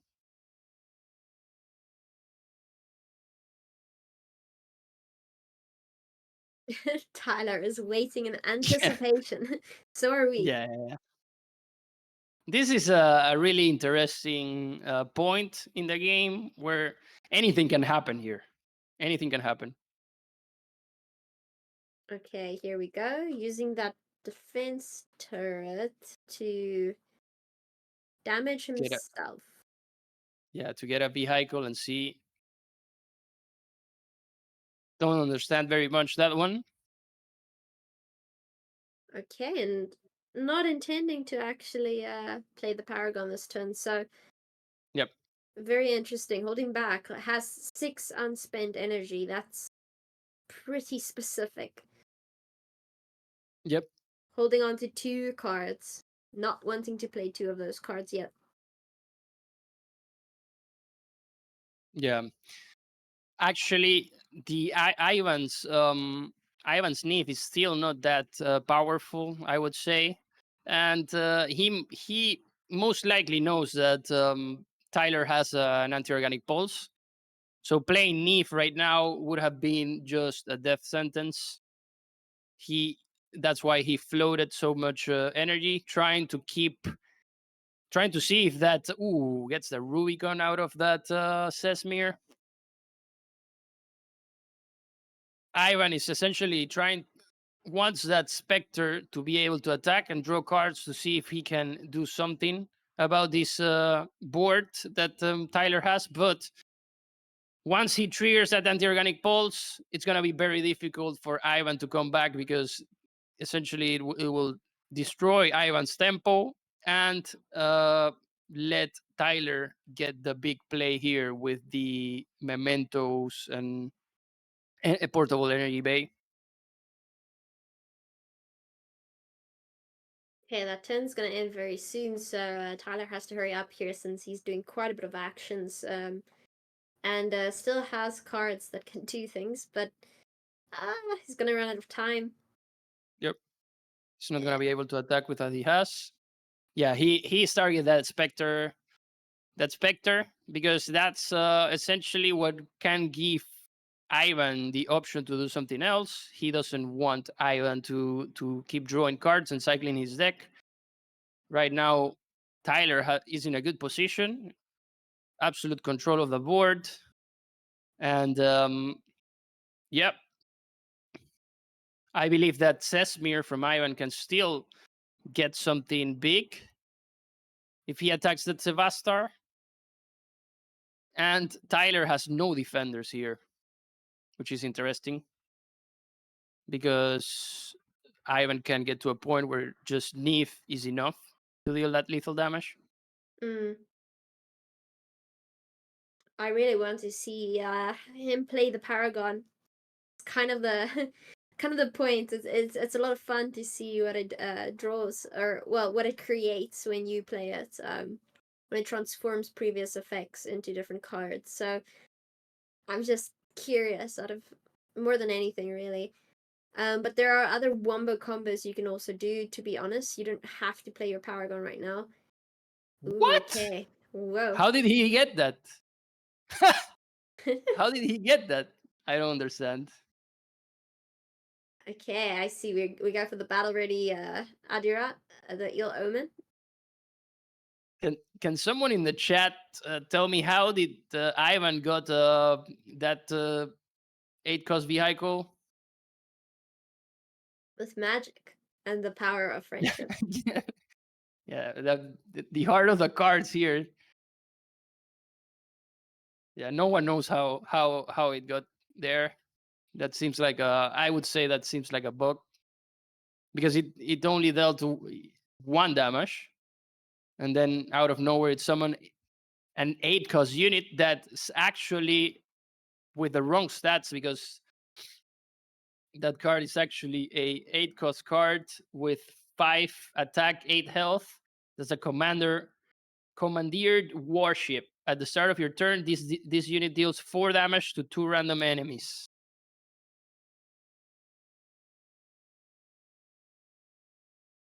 Yeah, finally Tyler getting rid of Ivan Sesmir, getting that value with a little convergence, and now Tyler is open to attack phase. However, he can't actually leave the board like this against Ivan, because it will essentially mean he dies next turn if Ivan plays Neve. Yeah, there are some scary cards on the board that will do a lot of damage. I mean, you've got Astal's Glaives, you've got Little Omen. Like, all of these cards are really, really strong cards that can do some really cool things. So Tyler does have to get rid of some of these targets, like you mentioned. Yeah. Can't yet go for the kill. Does not have the points to pull it off yet. Yeah, my question is, where is Tyler's memento? Oh, the memento is in the Sevastar. That's interesting, because, yeah, I think Tyler has it here. Tyler definitely has it now. This is gonna be game for Tyler. It's gonna summon those energy drones, pass down the memento so many times that it's gonna deal insane damage with the artillery juggernaut he has in play, and it's the only unit that is available to attack. Let's see if it goes like this. It's 1, 2, 3, 4, 5, 6, 7, 8, 9, 10. And he still has more. He can play one more portable energy drone. Well, he can actually play both of them because he's gonna reduce the cost of upgrades to a point where he can play the other one. I assume it's gonna keep passing down the memento, but I'm not sure if he has the damage. Yeah. I mean, if anything, the time constraint is the problem right now. Yeah, He has to click fast. But yeah, yeah, that's very scary. My goodness. yeah. It's still coming down. This is a problem because oh yeah, I'm being corrected here. Sesamir summons any cost vehicle with the health of the damage took, so it can be a powerful vehicle with whatever stats you deal with a Sesamir. The problem here for Tyler is that actually Ivan has a lot of damage by itself on the board. Has 2 plus 3, 5 plus 1, 6, 7 plus the Neef. He has 13 damage. He only needs 5 more damage, or he essentially loses. Okay. Because yeah, I want to see the power move now. Come on, let's Shroud. see. Show us what you Let's can see do what with happens. 10 energy. Let's see what happens here. If he gets that 5 damage, how can he possibly get that 5 damage? Ooh, the Tetsu. Yeah, the Tetsu. He can overclock it. Whoa. But yeah, but the Kath doesn't do anything really here unless he kills the Tetsu and gives the Kath to the Neef somehow. I don't know. Then there's a way to actually end this right now. So yeah, There he's we going go. ahead. Summoning the Paragon Neef. coming down. Yeah, Neum. Now it's going to get crazy, guys. Keep up. So every single effect that Shroud has played this turn is now going to turn into a actual unit randomly chosen with a similar Ooh. Okay. Come on, Yeah, let's the go. Aetian subject can be bad Yeah. for Tyler if he gets 5 clones out of. Ooh, and this is also, well, no, this is not the one that I was thinking about. Yeah, this is just has decay, doesn't do anything really. And that was it. That was it for the Neve. Wow. Not a lot. Yeah, Ivan couldn't play too many effects because of the turrets. He knew it was not an option. So yeah, essentially, Tyler gets this one after a long match. A long and complex match. Tyler gets it. Yeah, that was an extremely complicated game. That Yeah. was not just muscle memory going into it. That was that was very calculated. And Yep. honestly, on your way to a reverse sweep, if you're Tyler, you just have to bring one more deck and bring it through. I believe it Yeah. is Earthen against Shroud. So Yeah. They are 2-2 interesting. now. And what's left in that matchup, it's gonna be Nehemiah versus Niem, in which Neve has the advantage. But yeah, as you were saying, Tia, it was not just muscle memory there. It was actually a really complicated match. And actually, I think that Tyler would have had the lethal damage a turn before if the timer wasn't playing against him, because he could have hopped that memento from one unit to another. So yeah, very wild game. It certainly was. I think it's not the easiest game to follow, especially if you're not really used to playing those decks at that depth. So it was cool to see both of these pros showcasing their abilities to pilot these specific decks against each other. And yeah, it's one more game. It's going to be do or die here for Tyler, and if he can win, he's going through to the top 4, and we'll be casting him tomorrow if that's the case. If not, he is falling out. So this Yep. is it. Defender of Earth, Earthen versus Shroud, Nymph. It will be quite Correct. ironic if Nymph is the Achilles heel to Ivan's uh, lineup, since it's such a strong contender. But maybe that's why all of Tyler's decks are purposely built to try and sort of overthrow it and prevent it from winning. You know, because it's the very obvious choice. It's the deck everybody's bringing, and Tyler having some extra luck here coming to his side. Oh, he has to win now. I mean, Yeah, whoever wins this advances to the next round. Here we see Tyler absolutely redrawing everything in search of that Oh. Steward of the Garden, which is the ramp. He didn't get it. Tyler has a cheerleader, so Tyler Yeah. has extra luck going into this game. He has his whole family there rooting for him and supporting. Such an alpha Chad move, just playing with your fam in the background, probably having a barbecue somewhere to the side. It's like Yeah. such a vibe. I Totally. love it. Yeah. Okay, so Tyler goes first here, playing Earthen. Not off to a bad start, I'd say, with the cards he drew. I mean, Yep. not bad He's at all. dropping that Crimea Conduit, so he can possibly buff it next turn. Unless Ivan has a mercenary gunslinger, he should be all right with that Crimea Conduit. It's really powerful against Shroud in the early turns because it has shielded, so blocks any effects that the Shroud can play. He was praying that Ivan didn't have that mercenary gunslinger. We see that Kruvos, perfect loop, nice. Buffing the Crimea Con with Aurora Fungi, getting big now. It's gonna be difficult for Ivan to deal with, very difficult. So now we see that Tyler is already in a monumental advantageous position. Yeah, very nice since it's a shielded card as well. So Shroud can't actually play a effect on it. At least not the first time. The shield's going to take the gonna take it and sort of nullify it. So it's a very nice card to have on the board here. Yep.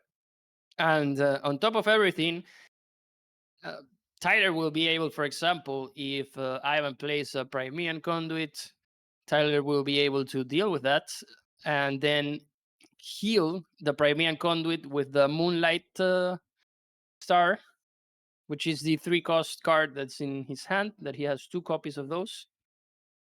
So it's that's also very powerful, being able to protect his Crimean Conduit.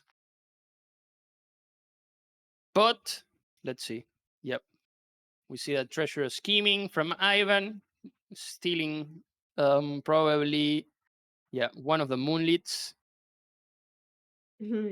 Yes, I hate it when that card is played, because it doesn't just get rid of a card from your hand, which is pretty brutal in and of itself. It also steals it if it's a unit. So Yeah. very very nasty card. Yeah. Yep. Big sort of swing, for sure. But yeah, still having a card on the board there with the upgrade and everything is still not bad at all. You are able to start doing a little bit of damage there with it if need be. Yeah, the bigger problem I see here for Tyler is that he is on the play, which means he started, so his draw is getting thinner and thinner. And if Ivan continues stealing cards from Tyler's hand, he will get to a point where just by not having anything to play, which is something that Earthen suffers a lot, that might run out of cards to play, then it's gonna be super easy for Ivan to get this back. Yeah, I can definitely see that happening. We see the Singularity Steward coming down there, definitely setting up some things. Yep. And another Taste of effect. stolen power, 4 damage, and banishes, effectively buffing that Singularity Steward. Mm. Yeah, and Another just like Moonlit. that, it's getting a little bit scary here for Tyler again. Yep, totally. Here he can actually deal with that Singularity Steward, but dropping Nehemiah too early might be bad, to a point where it can be easy, like super easy for Shroud to remove. It's better in these matchups to just go wide, try to go wide as Earthen, but as we see, it's not going to be very effective. He goes with a Nehemiah to try and, I guess, kill that Singularity Steward. But this might become an very easy turn for Ivan to just flip everything around. Yeah, Tyler looks like he knows what's coming. Mm-hmm. Because a Nehemiah is really powerful if you actually have a whiteboard to protect and he goes with that Honor Steward, and Tyler already knows that it's kind of over for him. Ouch. Yeah, the Honor Steward, getting rid of that card is definitely hurts. The Solea is good. He knows it. Look at him. He knows that the Solea is really good here.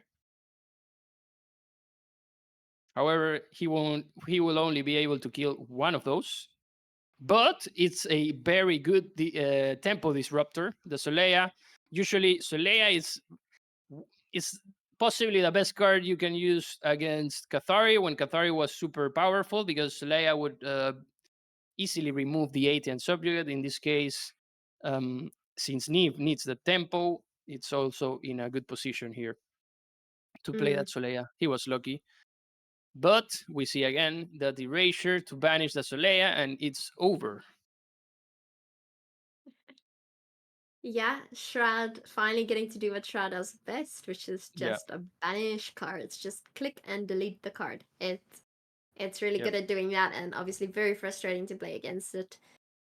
But so far that shielded unit is really benefiting off of it.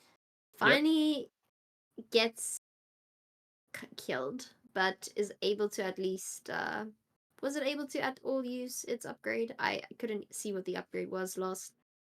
It was the Aurora fungi that was lost. Yeah.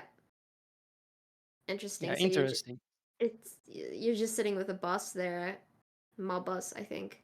Ooh, yeah, he's trying to. We see that Ivan plays a treasure scheming, trying to fish for a Terra or for an important card. The problem is that he doesn't have any more treasure schemings, and the problem from Tyler here is that this Primea Conduit is interesting. The interaction here, because the Primea Conduit only costs 1, but buffs itself like 4/4. So Ivan only takes 1 damage. We see that won't play. Oof, gets Terra, gets the Formidable Presence. Really good, really good things to happen to Tyler. Can play Terra next turn, and Ivan already stole. Ivan already used 2 treasure scheming, so the odds of him actually using the 3rd treasures are really slim right now. Yeah, we see Tyler is actually, Tyler is definitely top decking like a madman here. Getting everything he needs.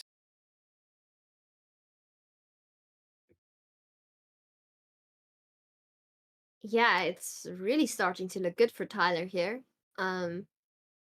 Really not a bad position to be in currently. Yep. Things aren't over just yet. True. Yeah. However, interesting to see what Ivan has up his sleeve here.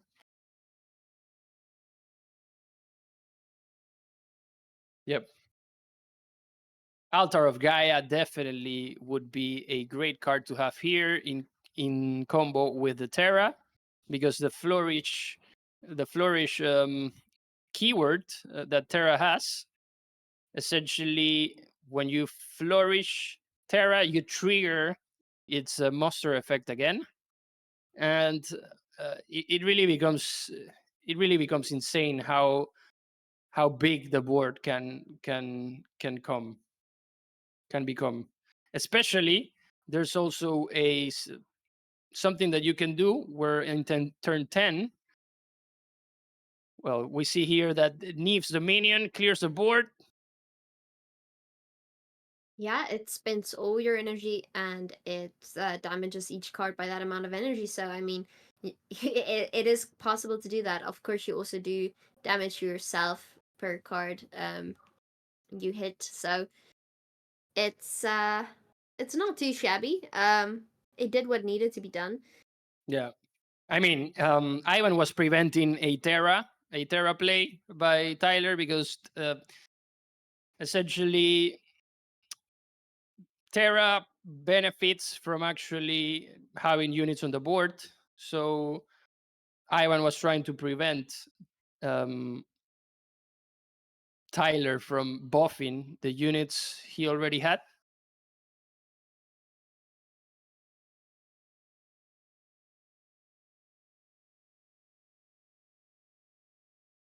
So you can see there's a few calculations happening since Ivan still hasn't played anything, and I mean that does mean that he has quite a few options to consider here. Yeah, Ooh, okay. we see that third treacherous. No, he ran away. He was like, no, dude, that third. Like, what No. are the odds? Ivan has 20 cards still in the deck, and he got all the treacherous. Wild. Absolutely Oh, wild. brutal. Yeah, Absolutely yes, brutal. absolutely brutal. Oh, and he got Maya. Oh, Yeah, not Maya. So Maya now damaging for all the self-inflicted damage it already did. It also allows you to draw extra card if you have a corrupted yes, card, etc., etc. A really nice card to have, and playing it now is a pretty good time to do yeah. so. Practically Jover for Tyler now. Nothing good. Yeah, at this point, top decking still far away from actually dealing lethal damage with those formidable presences, and he knows he has to deal with the Malia. He's like, no way. Like, that treasure scheming from Ivan was the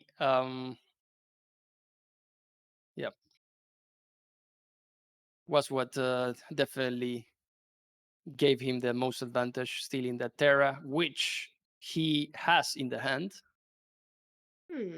Going for the face with the weeds.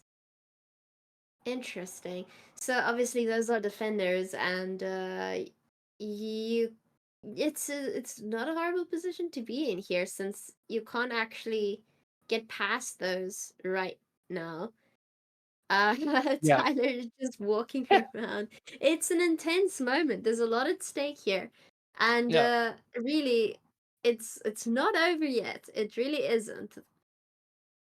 yeah. The problem is that if like right now, it's more about if Ivan has a Neve's opinion, or if he plays Neve to destroy that Crimean conduit. So he has two options. Yeah, he's gonna play Neve because Neve has evasive and can attack directly um, to the Crimean conduit, effectively ending. And has that Magna on top of Oh, everything. jeez. Yeah, the Magna definitely absolutely ends this. Wow. Magna's Tempest. Very nice. No. Oh Yeah. no. I thought he was going to take off his shirt there for a second. I thought he like really getting ready Wow. for it. Wow. And gets that spider drone to bank on top of everything. The formidable presence. Yeah, this is total and complete shutdown of whatever was left in Tyler's Earthen deck. Didn't even. GG's. Yes, GG's. GG's. Well, Yeah, let's see if a violence force or something can actually save him. But to be honest, at this point, it's a slinger. Yeah, the meme, the meme. Top decking a slinger when you need anything else. It's really funny. Oh no, Um, don't let the children see it, Tyler. don't let Not your the children. yeah don't let the Spare them. children see this massacre. Oh man, yeah. Tyler was close actually. He was gonna do.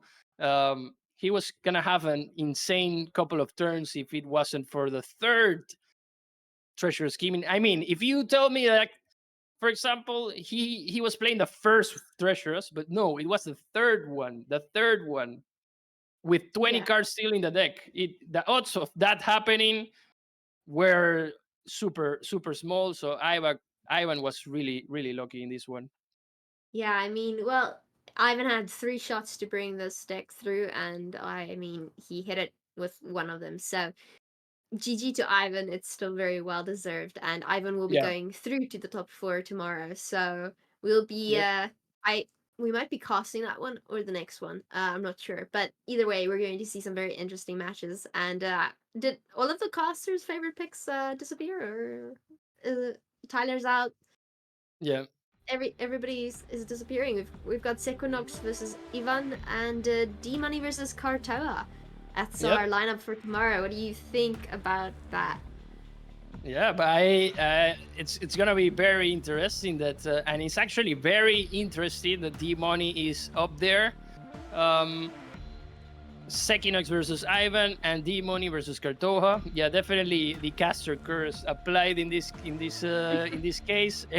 Everyone that was predicted to win is not. Well, I actually predicted Kartoha and he's still there. So yeah, let's see what happens. Still rooting for Kartoha, but very interesting. So yeah, I'm still thinking about that last match. yeah. Oh man, I think Tyler played it pretty much perfectly.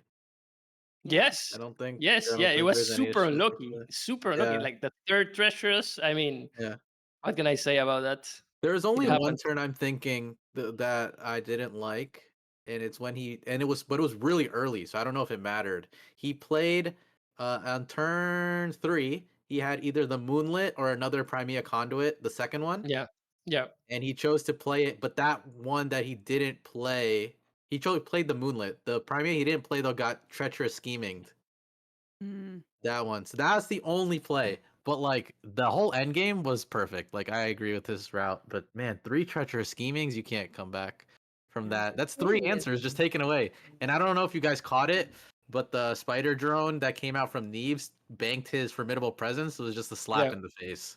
Yeah. That's what I was saying. Like total and complete shutdown. Yeah. Because it was the Magna to kill the Primea Conduit, and then banking the Formidable Presence. It was, as you said, slap in the face. Yeah. But man, Previous a lot of game was upsets. fun too. Like Yeah. oh gosh, you like you don't want to pick favorites, but coming from the reverse sweep, like you had it in there for Tyler, and the 3 treacherous schemings was just absolutely brutal. But big shout to Ivan. I mean, bringing a rack too, like different. I mean, it's been really cool to see these games. Yeah. That Go ahead. That Iraq deck was, that Iraq deck is notorious in this tournament.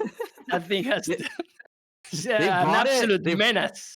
They brought it to every big tournament so far, and it definitely shows its stuff in the right matchups, which was it's like it does better in the Augencore Mirror versus the Workshop. But both I want to give shout out to Ivan and Sequinox for their deck lineups. Completely different from the standard across the board. I thought Naeus was probably one of the more shocking was gonna be one of the more shocking factors, but Sequinox didn't bring Catherine at all. Brought Brand and Naeus as his 2 surprising decks, and then Ivan brought the Iraq. So totally huge game changers in how they decided to draft a little bit differently than everybody. And they're in the top 4, so I'd say it worked out. They understood what needed to be done. I want to give a shout out to Kartoha, undefeated Yeah. right now, 3-0 both matches, very Wow. impressive. They didn't lose a And game. yeah, very impressive. And also D Money, like I said, I think he's Yeah. a bit of a dark horse in this. He's been playing really, really well. So Yep. it's been cool to see him make it through here. So Yeah. could be some pretty exciting matches tomorrow. He's a master of the definitely. memento, man. I feel like every time I see D Mhm. Money, there's a memento of the fallen and like backpack in hand. Like he's ready. He's ready to Yeah. unleash that combo. Yeah, he set up the board in such a way, like it's like, Yeah. I mean, he has a big board that says like I have memento, but Yeah. how wide he goes, it's insane. It's absolutely crazy. Okay, so there's 4 left. You guys got to pick a favorite. Who do you guys want to take home the trophy tomorrow? We each have to pick one, so the caster effect Mhm. doesn't apply. Okay. Oh, so everyone has to pick their own, and you can't like overlap. Well, if we do, That's fair. then That's fair. I That's casters like fair. pull that. I out. like that. Yeah, because if we hit anybody with 2, then that's not fair. Game over for them. Okay. Yeah. All right. Well, I did kind of pick Sequinox. I picked 2 in the beginning, Yes. Bunny and Sequinox. So I think I'm going to stick with Sequinox as my pick. And so now distribute. I was gonna steal that from you if I could, but I will steal. I'll take D Money. I want D Money to get it. I think that'd be great. He's the only ambassador creator left, Mm. so if he gets it, that'd be really cool. Yeah. I'll pick Ivan. Okay. Okay. And that lets me with Kartoha, which Kartoha, I that was makes gonna sense. pick. That's what you wanted. Yeah. Ivan took out Tyler. That's who we're rooting for now, you know. Yep. These 4 competitors actually all have really cool kind of like storylines in this, right? Yep. Two players bringing in like unexpected decks. The last creator left and a previous champion of another tournament. True. Yeah, and the previous Kartoha hasn't lost a single game, which is Yeah. absolutely crazy. Yeah, and he actually came in with a universal deck, which is another deck that I think no one is playing here, and we saw how Equinox is running it too. Equinox is also universal. Okay, I His- didn't know. His that. workshop it surprised me. His workshop is not Augen Core. It's a universal. Wow. Yeah, definitely. Yeah, that's what I thought it would happen. Eventually, if there was counters to Neve and Kathy, Universal will become very strong in this meta. So definitely a sleeper there, playing Universal. 100%. I mean, Ingrid and Freitas are just so insane. Like, it's pretty Insane. hard to win the game after one of those Yeah. comes down. So maybe a sleeper deck as well. Yeah, before it was like Freitas. Oh my god, you played against that and it was scary. But now with Ingrid, it's just absolutely insane what it does when it comes to play. Yeah. If we get to a point where those 2 verse, like if we get a Equinox Kartoha final because they're on opposite ends of the bracket, Universal would be insane. Yeah. That would Whoever be has the insane. Mia Mancer will win. I would say. Yeah, the Maya Mancer. I believe no one is running it, but yeah, definitely a good counter to Neve also. Yeah. 100%. And a reminder, guys, tomorrow we're actually going to have both perspectives. So today we were hopping around on the streams, but we're going to be able to see both players' hands. So that should be extra exciting. But I think we're pretty much ready to wrap out here. But before we go, let's thank the sponsors one more time. We've got Community Gaming, Portal, Saga, and of course Echelon. Big thank you to them for putting up the $20,000 prize pool for the Planetfall Invitational. So that is going to be a wrap for day 1. Thank you everyone that tuned in to the main cast as well as any of the streamers broadcasts as well. Looking forward to tomorrow and we'll see you then. Thank you guys. See you guys. Hi guys.